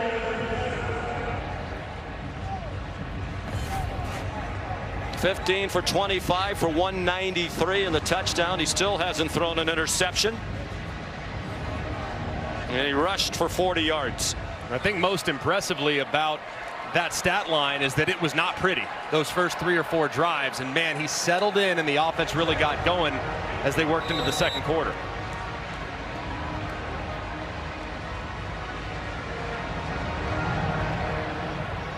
'23-year-old transfer from Ferris State, where he spent 3 years, was the starter for only 1 last year on a 14-1 national championship team.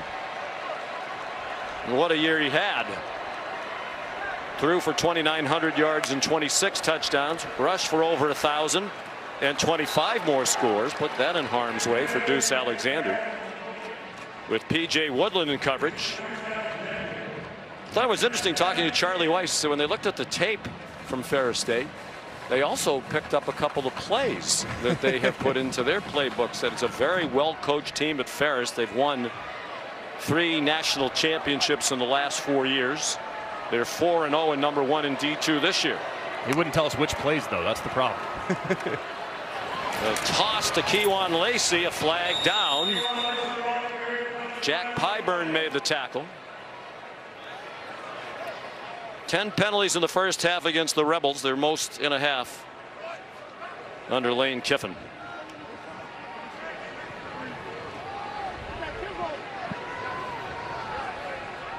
And the officials with another lengthy conversation.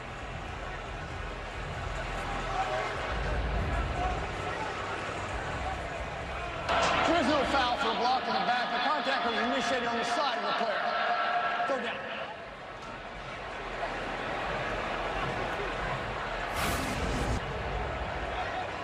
Right there, Caden Lee working against Elaine. It does look close. It does start on the side. That's the goal. If it starts on the side, then that's going to be a no call. So a well officiated play there.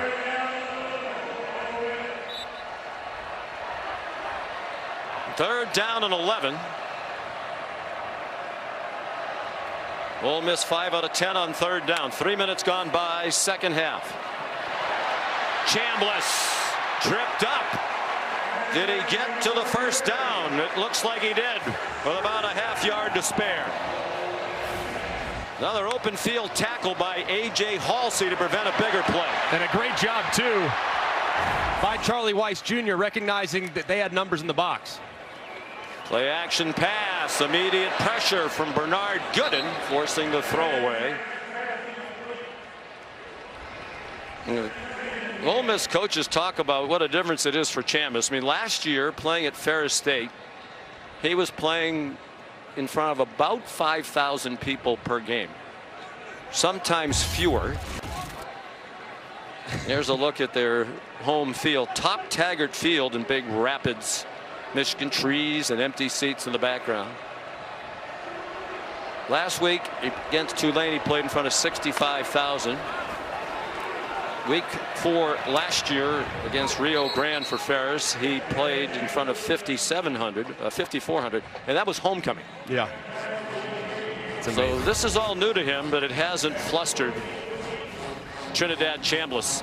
If you look at the numbers, I mean, just 53,000 attended, but man, he's been up to the challenge. And Lane Kiffin said he's about as appreciative as he's ever had as a player, because knowing where he came from, what he has access to now, he's just happy to have free Gatorade, quote unquote. Yeah. Which is really happy cool. to be here. Really cool in this day and age. 2-yard rush for Chambliss, 3rd down and 8. They worked that top several times to Woodland. Now Halsey's on that hash, talk you out of it. Given a lot of time by the line, and the pass incomplete. Alexander had stopped, covered by P.J. Woodland. Well, Ferris State must also be a very outstanding academic institution, because our Matt Austin is a referee. Our referee is a graduate of Ferris State. What did you get your degree in, Matt? That would be marketing. That's the toughest major there is, Matt. It's a marketing major. I'm allowed to say that. Here's an Oscar Bird punt, a short one. Fair catch made by Xavion Thomas. Will be good field position for LSU. Just a 35-yard punt. Matt didn't offer his GPA. 10-point lead for Ole Miss at home. The National Championship Trophy is here, presented by Dr. Pepper. Of course, that is the standard at LSU. Lane Kiffin has great appreciation for Brian Kelly, but he also pointed out the previous 3 head coaches at LSU all won a national championship, and in year 4 expectations higher for the man they call BK. They do have Harlem Berry in the game. Why not? He's supposedly an explosive player. I know he's still learning the offense, but at a certain point, handing the ball and see if he gets something going on the run. Yeah, get it going. I mean, anything. Just commit to the run game on this drive. Just give us one drive where you are super committed to the run game. Harlem Berry's an issue in pass protection. Who cares? Just hand it to him. Let's see what he does with it. 5-yard gain for Berry, true freshman out of New Orleans, the Gatorade Louisiana Player of the Year last year, and rated by many recruiting services the #1 running back in the country. They swing it to him again in space, and he gets ripped down by T.J. Donnery, 2nd-year starter at linebacker. Joe Sloan is the offensive coordinator. They're trying to pick up the tempo. He's matching wits today with a very good friend, Pete Golding, the defensive coordinator for Ole Miss. Berry straight ahead for a 1st down. Both Sloan and Golding, Blake Baker as well, spent time in Conference USA. Golding at Southern Miss. Sloan a long time at Louisiana Tech. They recruited a lot of the same territory. They've socialized frequently. They exchanged some playful text messages this week. He said all the time in the recruiting battles down in Louisiana, they logged a lot of hours together. Paul Mubenga, the left guard, is down on the field for LSU. News here in Oxford. Jackson Dart, former Ole Miss Rebel. Paul Mubenga injured on the play. They already lost Weston Davis to an injury in the pregame warmups. They're starting right tackle. Mubenga started every game at left guard. DJ Chester's basically been the 6th man on the offensive line. He was not available in the 1st half because of a 2nd half targeting ejection last week against Southeastern Louisiana. He's not in the game right now. Cohen Eccles is in at left guard. Barryon Brown to the 39-yard line. T.J. Donnery the tackle. They're without Aaron Anderson. See the brace on his elbow. We were also told by Molly he has a bit of a knee issue, so that's a huge loss. Their leading receiver last season and this. He caught the touchdown 23 yards from Nussmeier last year against Ole Miss in Baton Rouge with 27 seconds to go to force overtime, and the Tigers won it. Nussmeier to Lacey. Deep throw, man open, underthrown ball, and not caught, but a flag down. Chris Hilton Jr. was open. If it wasn't underthrown, it's probably a touchdown, but they did get pass interference.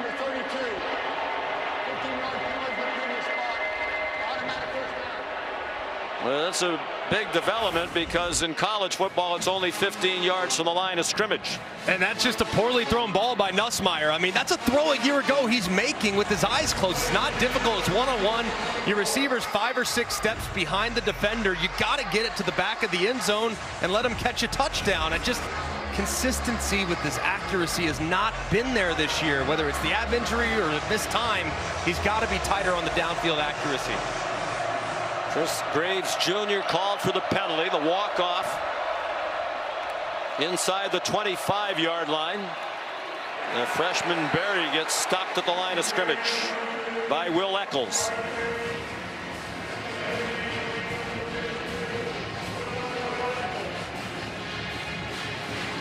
Now on 2nd and 10, this is kind of where Joe Sloan likes to take a shot. They run it on 1st down. This is where they try to kind of push it downfield. So keep an eye on their red zone weapon. That's number 14, Trades Green. He'd be the guy that they probably want to look at. He's lined up here on the end of the line of scrimmage. 6th play of this possession, the most they've had on any drive today. They shift into the pistol, the play clock at 2. Berry. Lane Kiffin in the crowd screaming for a holding call. Lane's halfway out to the numbers. Sage Ryan made the tackle. Last 4 years for him at LSU. Well, 3rd down. The last 2 times they've been going to a 3-man rush. Let's take a look. This is the penalty that Lane Kiffin was wanting on, looks like number 10, Bowers Sharp, kind of holding that jersey. We've seen that 3-man rush multiple times from Ole Miss. Will they do that 3-man rush again? See if they can compress the pocket and make Nussmeier uncomfortable. The Ole Miss coaches said they've been calling defenses this season to protect the secondary. Then they do rush 3 again. Nussmeier checks it down. Xavion Thomas has a long way to go to get to the marker, and he doesn't get close. 2-yard gain.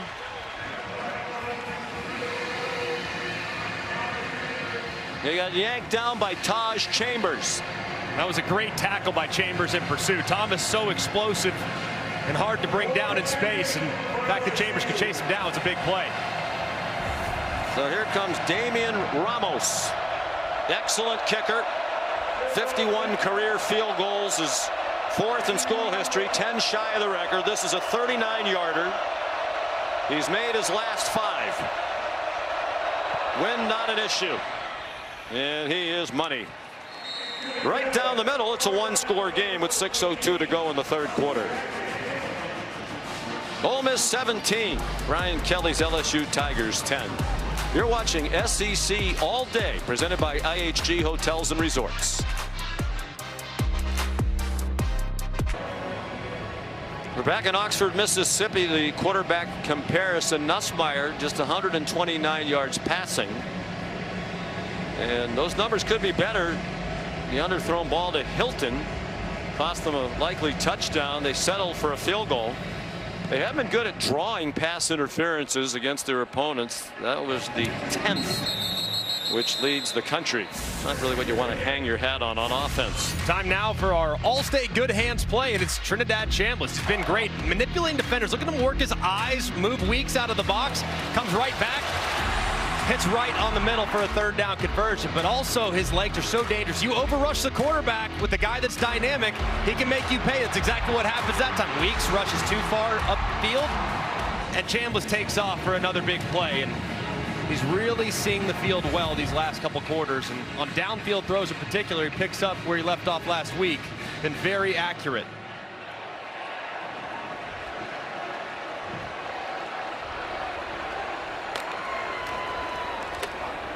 Deuce Alexander chopped down. Good tackle in space by A.J. Halsey. He's impressive again today. They get lined up quickly.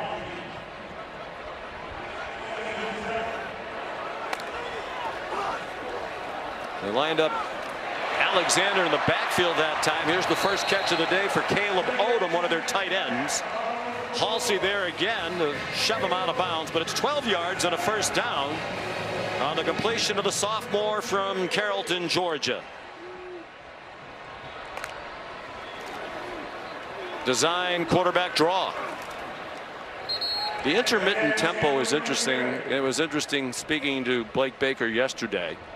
He said sometimes they go fast, and when they slow down, oftentimes it's because they are trying to steal, they being Ole Miss, the defensive signals. So Blake Baker said they changed their signals this week.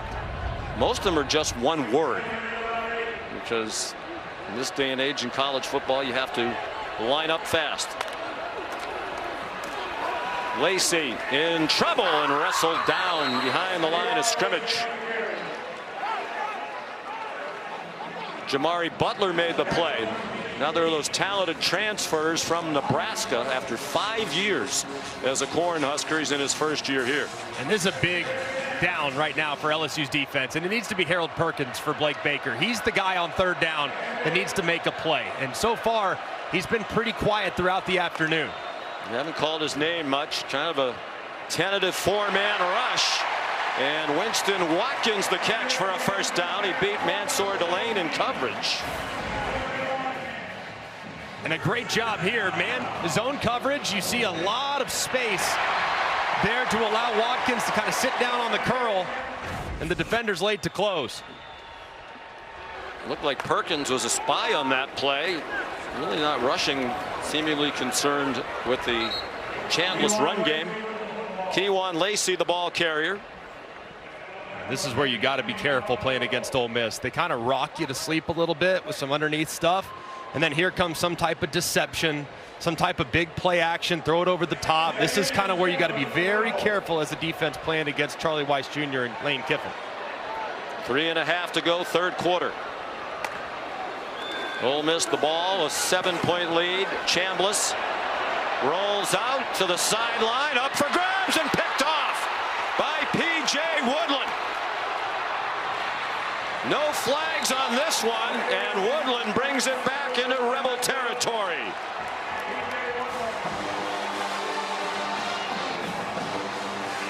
Intended for Deuce Alexander.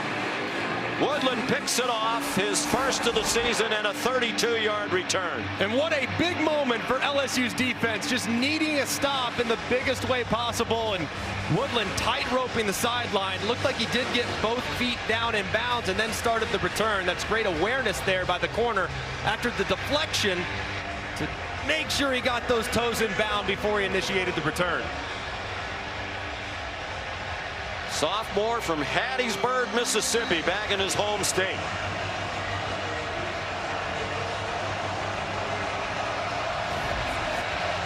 They had a pick six called back for pass interference on a good call in the first half. Now they set up the offense in plus territory. Jawan Johnson back in. And they got stacked up after a gain of 1. This is the best starting field position of the day for LSU. It is imperative here. LSU has done a great job all season long in takeaways, creating problems in the back end defensively for the opposing offense. But their offense, you got to pay this off. I mean, you have to pay this off. The morale is at stake if you don't pay this off after the sudden change.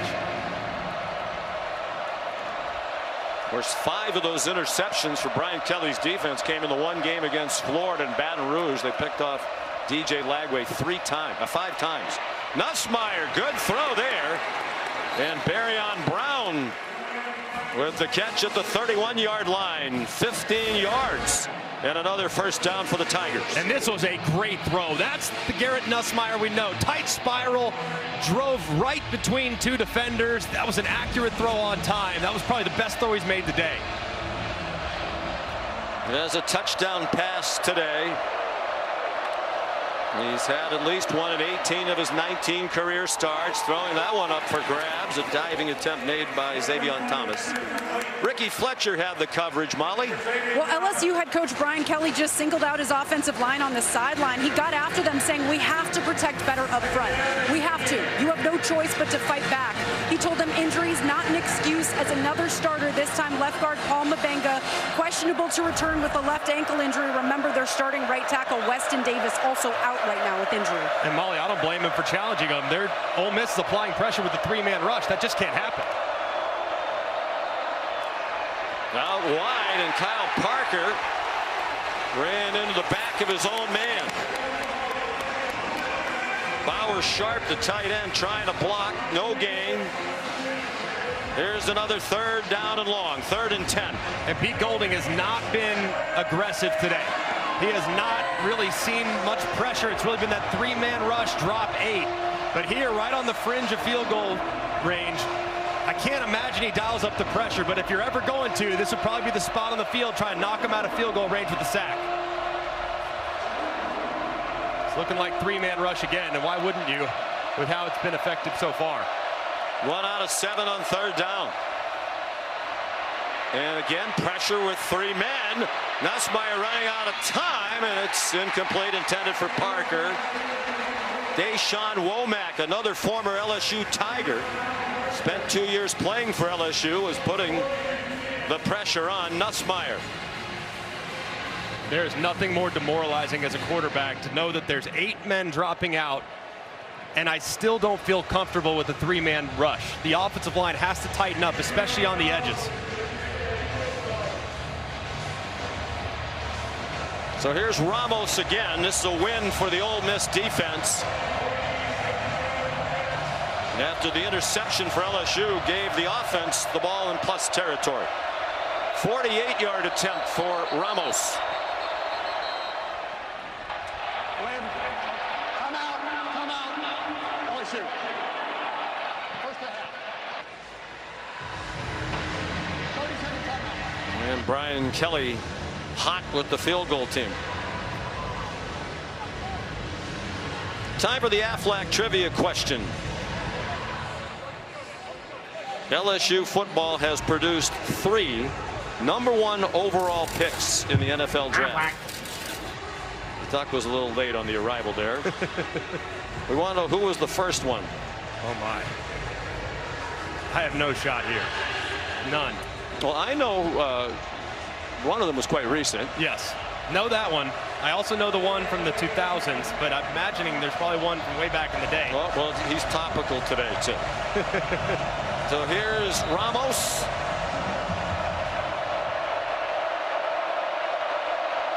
Again, virtually no breeze. And that one, little Greg McElroy fade, but still good. Mine's a controlled slice. Well, one of them I knew from watching the Lane Kiffin documentary, The Many Lives of Lane Kiffin on East 60, because they talked about he wasn't really thrilled when Jamarcus Russell was drafted by the late great Al Davis in 2007 with the #1 pick. Joe Burrow, of course, 2020 in the after the national championship season. Billy Cannon the first. And we say that's topical today because the last time these two teams met, when they were both undefeated, Halloween night 1959. Billy Cannon, one of the most memorable plays in LSU football history, 89-yard punt return for the only touchdown in the game. And LSU, then ranked #1, beat #3 Ole Miss 7-3.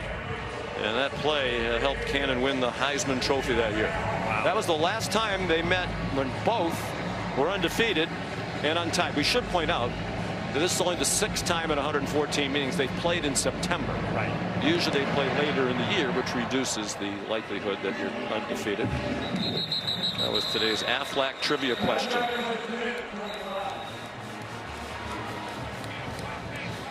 Aaron Burrell, the touchback.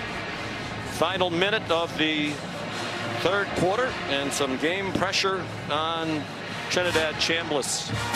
You know, we saw the 2 games that Austin Simmons started, the first 2 of the year. We did the game at Kentucky where he got hurt.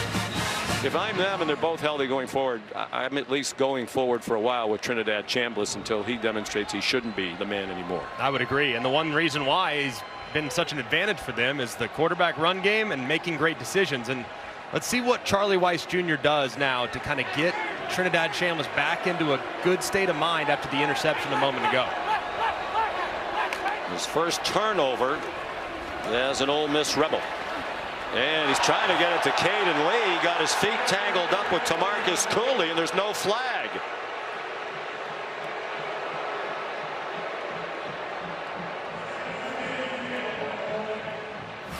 Like the throw was high too as Lee was trying to work across, and that right hand, yeah, did kind of get down and around the hip area.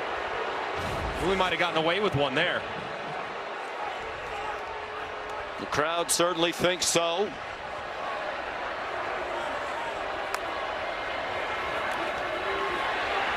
Chambliss running away from West Weeks and throws, and a nice catch on a ball thrown behind him by Daquan Wright. And he's across midfield. They think he's going to be a high NFL draft pick to the Ole Miss coaches. And a tremendous catch on a 26-yard gainer. What a catch by Daquan Wright. Unbelievable. 6'4", 255, a big target. 243 yards passing now for Chambliss. Play fake, flag thrown by the center judge again. Caden Lee another catch. Harold Perkins the tackle, but what's the flag? LSU folks signaling that it's against Ole Miss.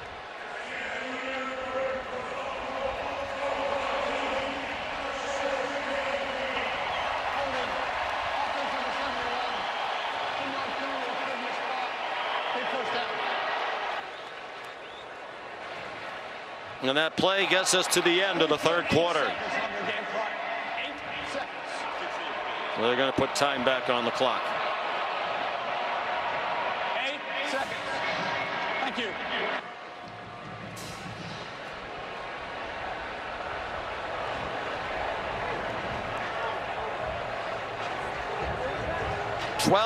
Ole Miss penalties. Now for 94 yards. That wiped out a good play. Brings the ball back to their own 41.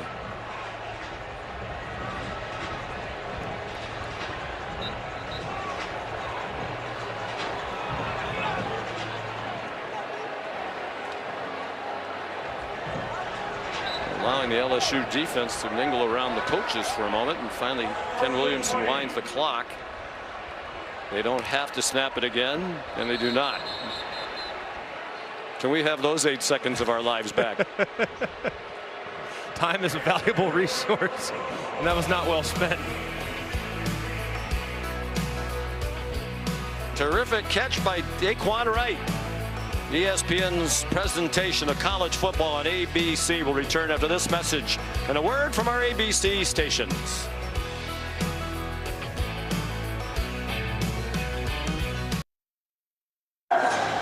Back here at Ole Miss, Coach Kelly, your offense had to settle for a field goal after that interception by your defense. What do you attribute those struggles to on offense? Well, we're not executing at the highest level, and they're playing good defense. Yeah, we got 3 points on the board. You want 7. But, you know, we got ourselves back in this game. It's a one-score game. It's a fourth quarter on the road. Best team's going to win in the fourth quarter. What's the key for your defense here? Well, I mean, we got him out of the pocket a couple of times. We just got to cover down on the scrambles. So keep playing. Keep playing. This is a long game. It's 4 quarters. Big quarter coming up. Thank you. And his defense just got some help on a drop by Kewan Lacey on 1st and 20. He keeps talking about you play to win the game, you coach to win the game, and that's what he's done. Not going for a lot of 4th downs this season, playing to the strength of his defense. But as he said, at LSU, the standard is championships. He knows that's why he was hired to win a national championship. And this offense is not going to be good enough to win an SEC championship, never mind a national title. Chambliss, plenty of time. Strong throw. Dejan dribbling the catch. Mansour Delane the tackle, 12 yards on that completion. Big third down here for Ole Miss's offense, and the guy that's been most successful has been Daquan Wright. He's their tight end. He's lined up right here. Let's see if they look in his direction. 3rd down and 8. They're not in field goal range.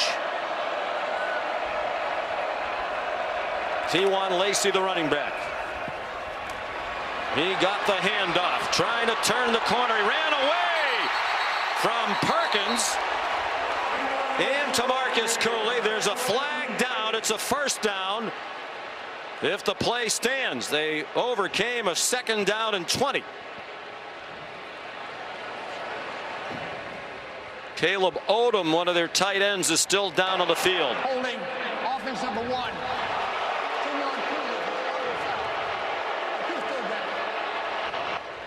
Dejon Stribling, the transfer from Oklahoma State.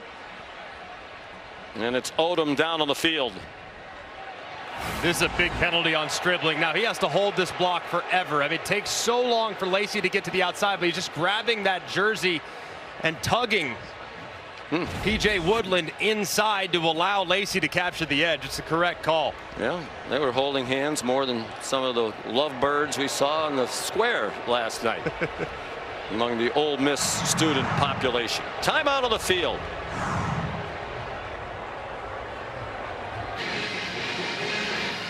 Well, great SEC action continues here on ABC. When we're finished here in Oxford, we go to Athens. Gunnar Stockton and number 5 Georgia hosting 17th ranked Alabama.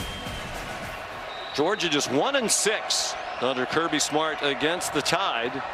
First time that they've hosted them between the hedges. That one win wasn't a national championship game. On 3rd and long, Chambliss, a beautiful throw and a diving catch by Wallace for the first down. On 3rd down and 14, they got 18. That is a big time throw by Chambliss. And how about the catch by Wallace? Amazing execution. He's had a terrific first year here at Ole Miss as Wallace felt he was underutilized at Penn State. Chambliss, sharp, Odom, another first down, and they're in field goal range. But they want the 7. This throw is off the charts. Anticipates it, threads the needle between a few defenders. Just can't throw it much better than that on 3rd and long. They have a wide open Lacey in the flat. He's down just shy of the 15-yard line. 8 more. They're on the move against Coach Baker's defense. And that's just Trinidad Chambliss showing his maturity there. I mean, started to the right. They called a deep shot off a pump action. Didn't like it. It was well covered by LSU. You get all the way back to your check down outlet. He does so beautifully to turn what was a lost play into a gain. Huge difference here between a field goal and a touchdown. They love Daquan Wright down here. He goes in motion. Leading the way for Kewan Lacey. Kewan Lacey getting pushed and driving himself just shy of the goal line.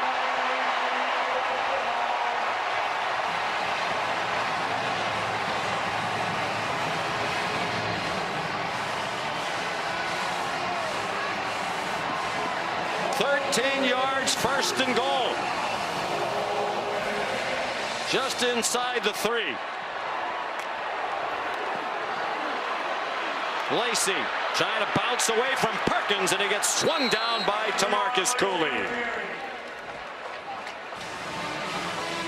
There's Harold Perkins again, just making the huge play and forcing Lacey to the outside. You got to stay in between the tackles. Lacey does have a tendency to bounce it a little bit.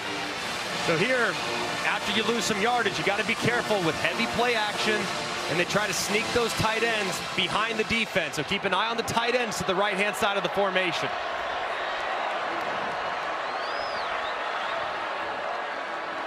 The 11th play of the drive. Looked like that was what's called, but there's 2 safeties back deep defending the pass. Probably going to adjust to a run here. Logan Diggs, the running back, straight ahead, touchdown.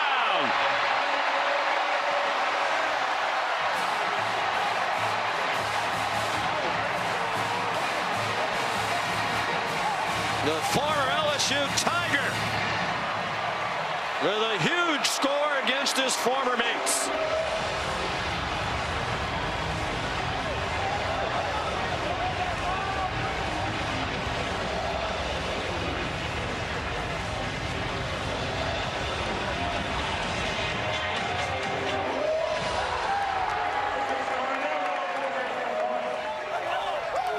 Big time drive. drive, 75 yards and 11 plays. And Diggs his third rushing touchdown for Lane Kiffin. Tarnero's point has made it an 11-point advantage. And the Rebels are feeling it. Upset-minded against these LSU Tigers, right to the top 5. The push, the relentless effort by the entire offense leads to Diggs just a moment ago, punching it in to make it an 11-point game.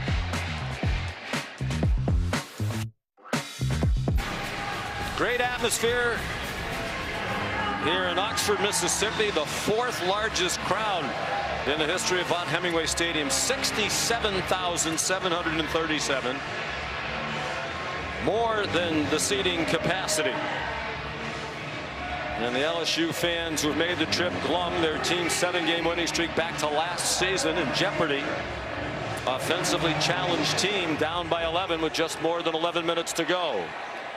Darion Brown will try it from the goal line. He did well to reach the 20. And the recipe for Pete Golding, the defensive coordinator, has been simple. Rush 3, drop 8, and see if we can't push the pocket. It's been very effective. This offensive line for LSU has really struggled in giving Nussmeier time, and when they have, he hasn't always been accurate and hasn't always made great decisions. But you see the coverage in the back end. When there's only a 3-man rush, there's very few answers that you have as a quarterback. You got to find some pockets in those zones, and that 3-man rush has been absolutely critical to leading to Nussmeier playing subpar football, just 6 of 14 against an 8-man drop in coverage. Harlan Berry, the running back, out of the pistol. He's dropped for a loss by Cam Franklin.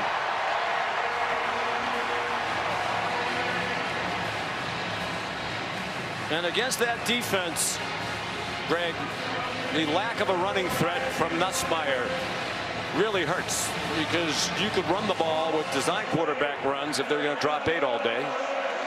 All day. And it really just the fact that the offensive line's not winning. They're not getting much push against that 3-man rush. Just 29 rushing yards today that's really underwhelming against this defensive structure. 2nd and 12. Brown the motion man. They're without Aaron Anderson, their top receiver. Kyle Parker the catch. Ricky Fletcher knocked him out of bounds. They still need 2 more on 3rd down. Brian Kelly said they hope for about 130 to 160 rushing yards per game. They know it's not going to be as much as a lot of other teams that run the quarterback a lot, because they're not going to get rushing yards. But they have 29 rush yards today. Johnson gets the 1st down. Under 10 minutes to go. That was really one of the first times today where it looked like the yellow helmets really moved the powder blue helmets 3 or 4 yards downfield. And there has not been much surge. You got to give tremendous credit to the defensive line of the Rebels up to this point. They haven't been aided by blitzes. They've just won up front, and they're why they have the lead right now. Playing without Caden Durham, their leading rusher, and he's had a tough time getting going this season as well. Nussmeier on target to Nick Anderson. To the Rebel 45-yard line. Kapenna Gushigan made the tackle, a transfer from Washington State. 21 yards on the play. I think that's where Nussmeier is going to have to continue to try to attack the middle of the field. If Ole Miss is going to play with split safeties, 2 safeties on the hashes, you can attack that middle zone right between the hash. You got to continue to try to pound that area of the field. 2nd catch for Anderson. His only other one was their touchdown to start the game. That's deep, and it is incomplete.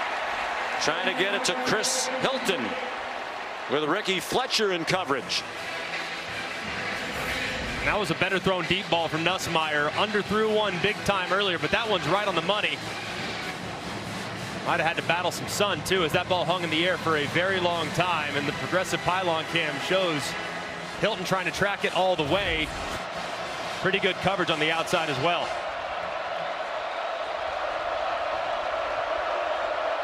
Caleb Jackson in at running back. More of a battering ram type. He's wide open in the flat, and he dropped the ball.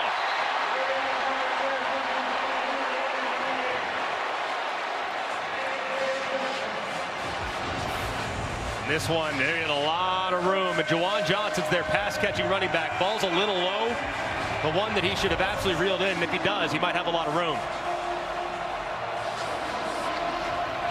So in fairness to Nussmeier, they've had a problem with drop balls through these first 4+ games. I think if you're the receiver, you probably would have liked that one a little higher. They've dropped 2 officially today. They sneak in a run on 3rd down and 10. A good call by Joe Sloan. It's Juwan Johnson who got them within 2 yards of the line to gain. Sage Ryan made the tackle, and a huge play here. 4th down and almost 3. They moved the ball back a little bit. They've had success running it on 3rd down and 3 or less. Here now 4th down. They've had some success too. They might go with Kyle Parker, who's lined up down here in the slot. He might motion across, and let's see if they motion him across and get him out in the flat. That's a play they've used in the past. Might do it here. Great call, Greg. There it is. Did he get the yardage? Yes, it seems he did. Perhaps with the second effort. He got blasted by Ricky Fletcher, who's slow to get up. He stayed on his feet, and with the lunge, it looked like he got the 1st down. You wondered if he would have had it originally with forward progress. Here's the view from the pylon cam. He's up right there. It does look like the ball does get to the 30-yard line. Great effort there by Parker, staying up just long enough to outstretch his arms to hopefully for the Tigers pick up this conversion. So undoubtedly the replay booth will take a look at this. His knee is on top of the defender, so he's not down. And it looked like all he had to do was reach the 35-yard line for the 1st down. Fletcher just now being helped up to his feet. 7:51 to go. LSU on the move, down by 11.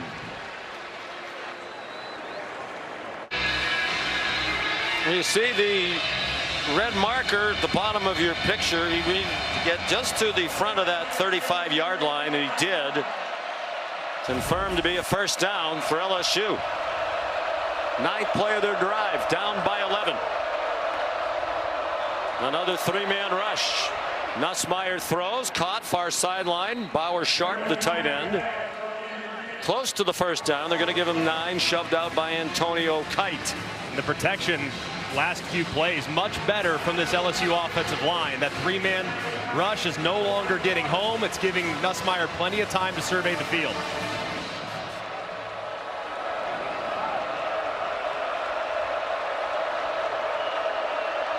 Deshaun Womack ran off for the Rebels defense. Nussmeier up for grabs again, and incomplete. Trying to get it to Barryon Brown. Chris Graves Jr. had the coverage. Part of that new secondary. Not only did they lose Trey Amos to the 2nd round, but they lost a lot of veteran defenders from a year ago who were very good college players. Yeah, a little hand fighting there, and probably could have called one there on Graves. It looked like he had that left hand up kind of around the shoulder pad of Brown.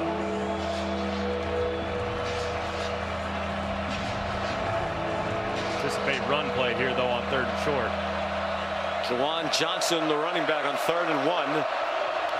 They hand it to him, stutter stepping, and it didn't look like he got it. Will Eccles leading the way, an emerging star. They elected to throw to the end zone on 2nd and 1, putting pressure on the 3rd down.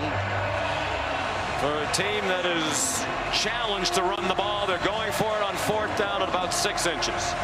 They have had success this year with quarterback sneak, so that's always an option with a little tush-push action with Nussmeier under center. His dad was the quarterback coach for the Eagles last year when they won the Super Bowl. He's well versed in the push. Timeout. Now they have just 1. Play clock was about to run out.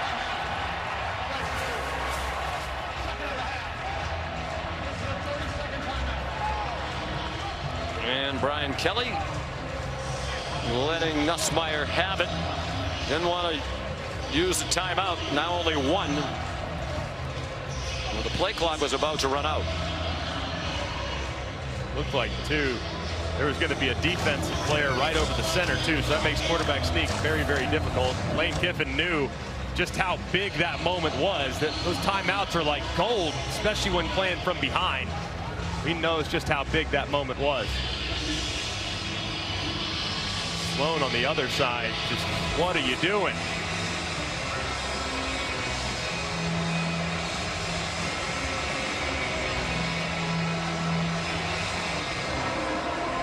They come back to the huddle with 3 tight ends on the field.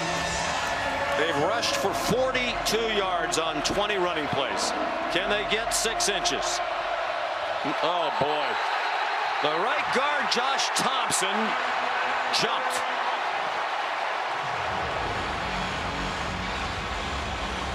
Now do you kick the field goal and make it a 1-score game? Probably so. I mean, that's probably the direction I'd head.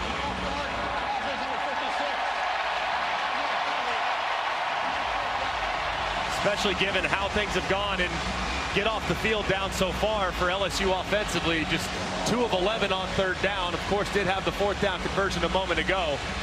But if they're going for it, it's the slot receivers. That's where they've been going.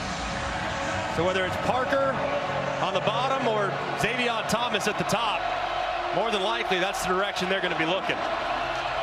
Biggest play of the game. Man coverage with the linebacker running out there with the running back. They went empty. It's a 3-man rush, a quick pass, and a 1st down to Kyle Parker. Trying to fill the void in the absence of Aaron Anderson, out with an elbow injury and a leg injury. 11 yards on 4th down and just more than 5. And they go with tempo. Under 6 minutes to go. Another shot into single coverage and another overthrown ball in the direction of Xavier Thomas. Chris Graves had the coverage.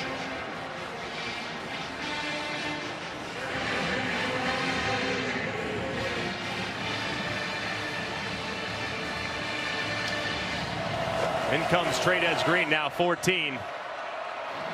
The tight end at 6'7". He's the red zone weapon. So anytime they get down here in the 20s, you got to assume he's going to be the starting point for any progression Nussmeier's going to go through. They motion Johnson out, and with 3 men, they get to Nussmeier. 2nd sack of the game for Ole Miss. This one from Deshaun Womack, the former LSU Tiger. And you referenced it, Sean, just a 3-man rush. It can't happen. He goes right around the right tackle, Kern. Doesn't hardly touch him, and Nussmeier's got nothing that he can do, just has to eat it and live to play the next down. Fortunately, he hung onto the football, almost fumbled it.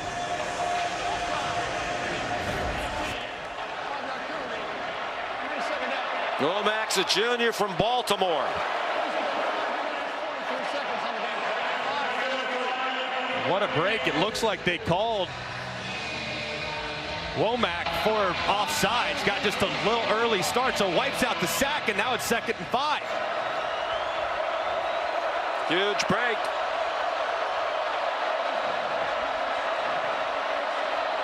We're trying to add time to the clock. It's so loud here. I'm not sure the scoreboard operator, the clock operator, heard it. Now he or she has.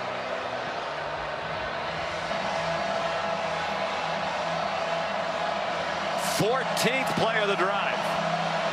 They've had it for nearly 5.5 minutes. Harlem Berry inside the 6-yard line.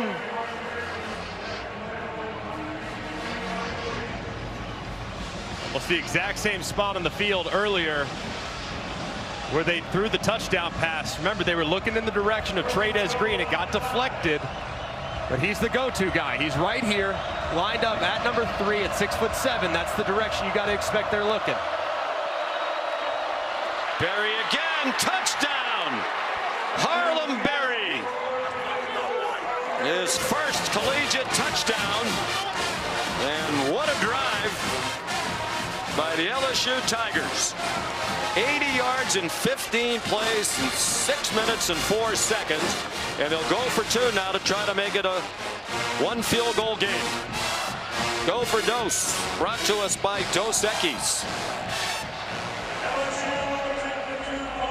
Looks like Nussmeier's trying to talk to the official and wants the ball on the left hash mark. Yeah.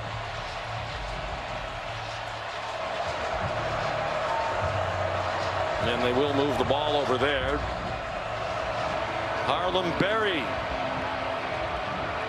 5-star recruits. You know, if he's still learning, just run the plays he knows. He definitely has some juice. You can see it on display there in a big way. They're doing it without two of their starting offensive linemen. Jawan Johnson shifts to the backfield. My goodness. They hand him the ball back at the 8-yard line. That is a perplexing call. Suntarian Perkins made the tackle. You can't run the ball and you run a very slow design running play. And you got to give some credit. The guy that just got beat a moment ago on the sack on the AT&T connected cam, he gets a big old move, gets a piece of 2 defenders, and Barry goes right behind him. It's a good play, good bounce back from the right side of that offensive line.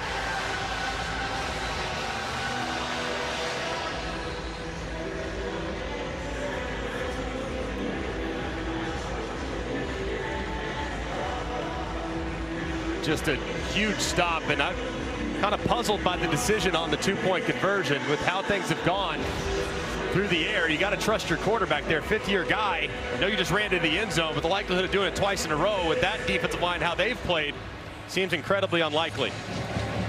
Just going for the element of surprise. They weren't surprised on that Ole Miss defense. So 5:04 to go. LSU down by 5. With just 1 timeout and the 2-minute stoppage. Another bomb by Aaron Burrell. Here's Kevin Nagandi. Showing Mississippi State. And we got a great one tonight in Athens. Ryan Williams coming off a career last game time we year. saw him, 5 for 165. He's the key tonight for that offense. We'll get you ready. Georgia, Alabama, prime time on ABC. Back to you, Sean. What? Great day of college football. 4 ranked SEC teams in these back-to-back games. Trinidad Chambliss, 1 yard, and that's all. Whit Weeks there for the LSU defense.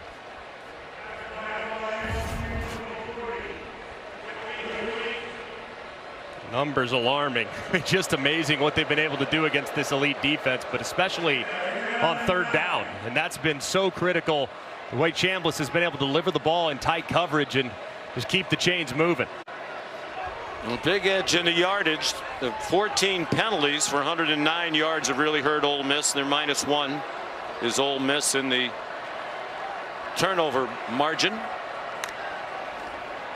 Usually they go fast, but they'll go slowly here with the lead. Chambliss, lots of running room, and he slides down.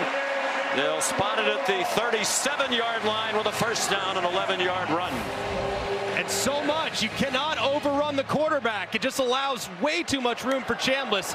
The entire right side of the LSU defense gets pushed upfield, which allows plenty of space for Chambliss to take off. And he will kill you with his legs if you're too aggressive with your pass rush.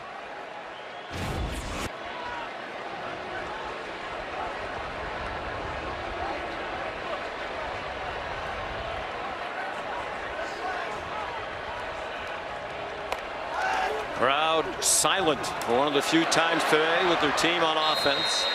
Keyone Lacey runs. And that timeout they had to use a moment ago, much to the aggravation of Brian Kelly, is looming large. Every single timeout worth 40 seconds. Just cannot spend them unnecessarily on offense like they did a couple times earlier in this half. And if and when they get it back, they'd have to go the length of the field without Aaron Anderson, who you saw on the sideline, their top receiver. 294 through the air and 67 on the ground for Chambliss. Lacey almost off to the races. Another touchdown saving tackle by A.J. Halsey, the senior from Houston, Texas. 17 yards for Lacey. And the run game's all about numbers. You got 3 guys, means you got 3 perfect blockers to the left-hand side. There's absolutely nothing you can do. There's short numbers. Ole Miss recognizes it, and they take it out the gate for another big play. Thank you. And Whit Weeks, the leader of their defense, preseason first team AP All-American, is the injured player, and his family understandably concerned. See, as he's going in, gets landed on there on the back.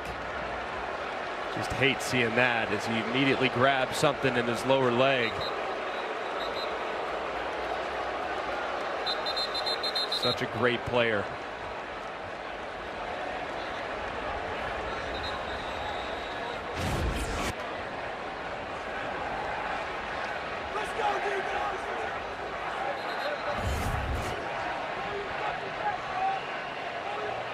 Weeks trying to walk it off on the sideline. They'll have to play at least one play without their best defender. 20-year-old from Watkinsville, Georgia, near Athens, where his dad played, from the University of Georgia. Well, they've gone 33 yards in 4 plays, moving the ball and effectively running out the clock.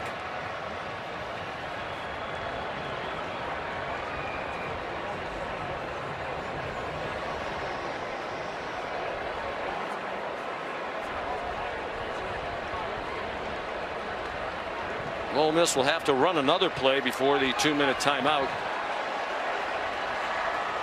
It'll be interesting to see if Brian Kelly uses that timeout shy of the 2-minute warning after this play. 2-minute stoppage. Kewan Lacey delivered a blow to Harold Perkins at the end of the run. Coach Kelly's not going to stop it, and that takes us to the 2-minute stoppage.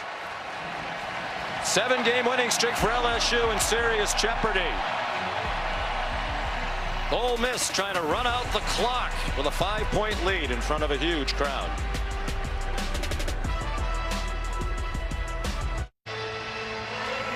You're watching the SEC on ABC. The sun setting on a beautiful late September afternoon and now evening here in Oxford, Mississippi. Ole Miss trying to go to 5-0 and hand LSU its first defeat of the season. Brian Kelly's team down by 5 at the 2-minute stoppage, and Ole Miss has its 2nd down and 7 at the Tiger 39. Just 1 timeout left for LSU. You would think they would keep it on the ground. It's Chambliss. Brian Kelly will use his last timeout as Chambliss made it to the 36-yard line.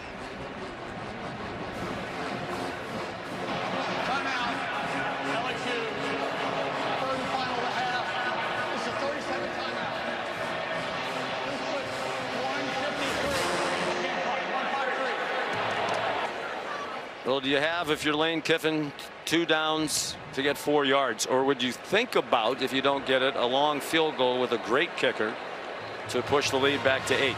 I would feel much more comfortable at 8. I think you run the quarterback here with Trinidad Chambliss. You're already in field goal range at this point, assuming no significant lost yardage on this play. I think we see probably the exact same play we just saw a moment ago. Little read quarterback power with Chambliss working right to the middle of the defense.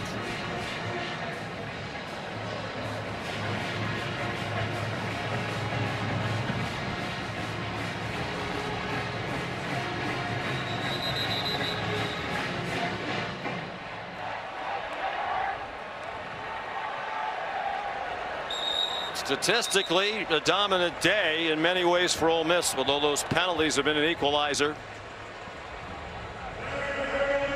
But one more first down will put it away for Lane Kiffin and the Rebels.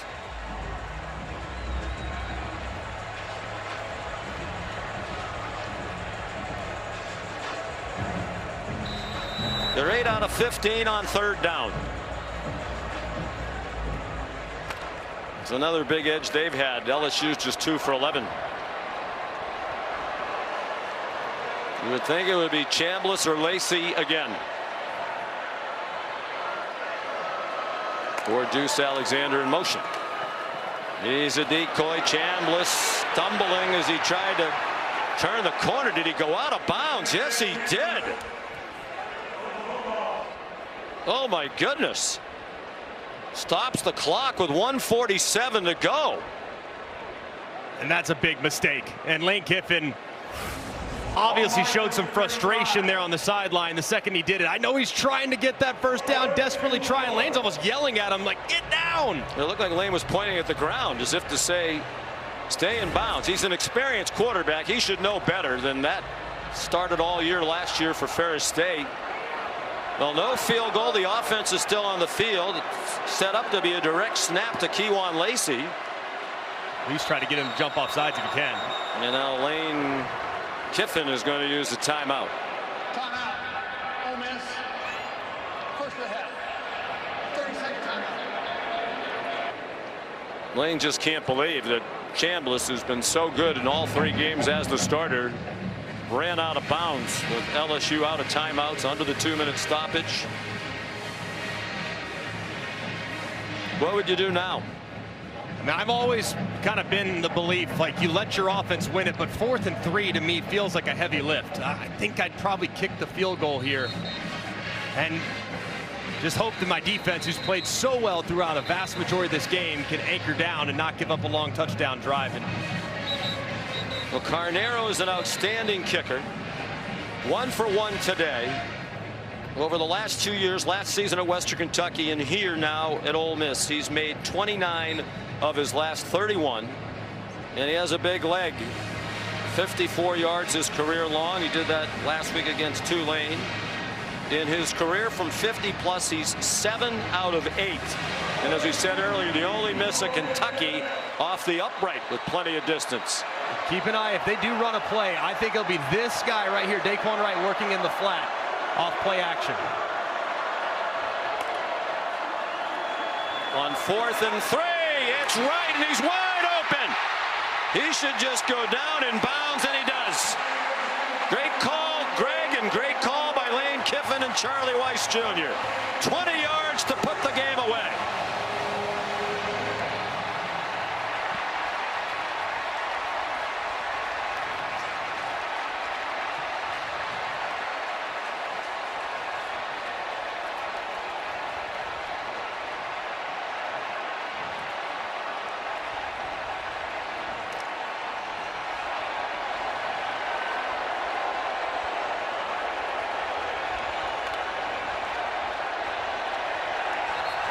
Chambliss takes a knee.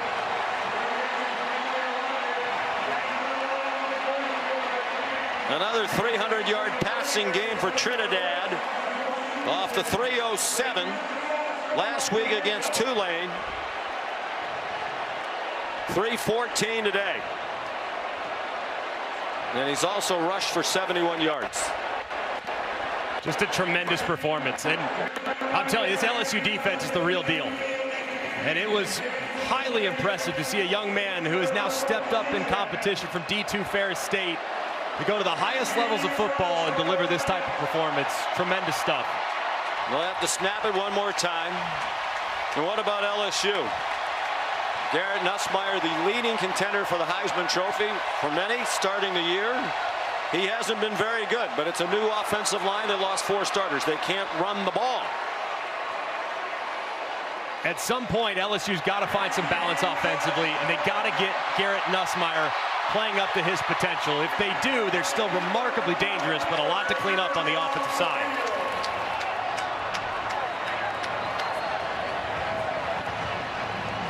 Lane Kiffin and Brian Kelly know each other well. They faced each other 4 times in this rivalry. They went head-to-head 3 times when Kiffin was at USC and Kelly was at Notre Dame. Here's Molly McGrath with Lane Kiffin. Coach Kiffin, a huge conversion on 4th and 3 to put the game away. What did your quarterback, Trinidad Chambliss, and this entire offense do well here tonight? Trinidad made up for running out of bounds. So, you know, we believe in our players. We go for it on 4th down a lot. And see if we covered over. I love it. Coach, a lot was made of LSU's defense headed into this game. What kind of statement did your defense make in this one? Well, LSU has a great team. They have great players. That's one of the best rosters in America. And it was a tough game, like these games always are. Luckily, we've been able to win the last 3 at home, and they kept this rivalry alive, so we'll see them next year. Yeah, you mentioned the rivalry. Last year, this game came down to the last play where you guys lost it. So how satisfying is this one now to take down the number 4 team in the country? Yeah, that one hurt a lot. We gave that away. We were ahead the whole time down there in Baton Rouge, so it feels good to get back on the winning side. We screwed that one up last year, but we finished this one this year. All right, congrats on the win. I'll let you go find Whit now. All right, see you. Sean. Join us late, Whit Weeks, the linebacker for LSU, dating Lane Kiffin's daughter, Landry.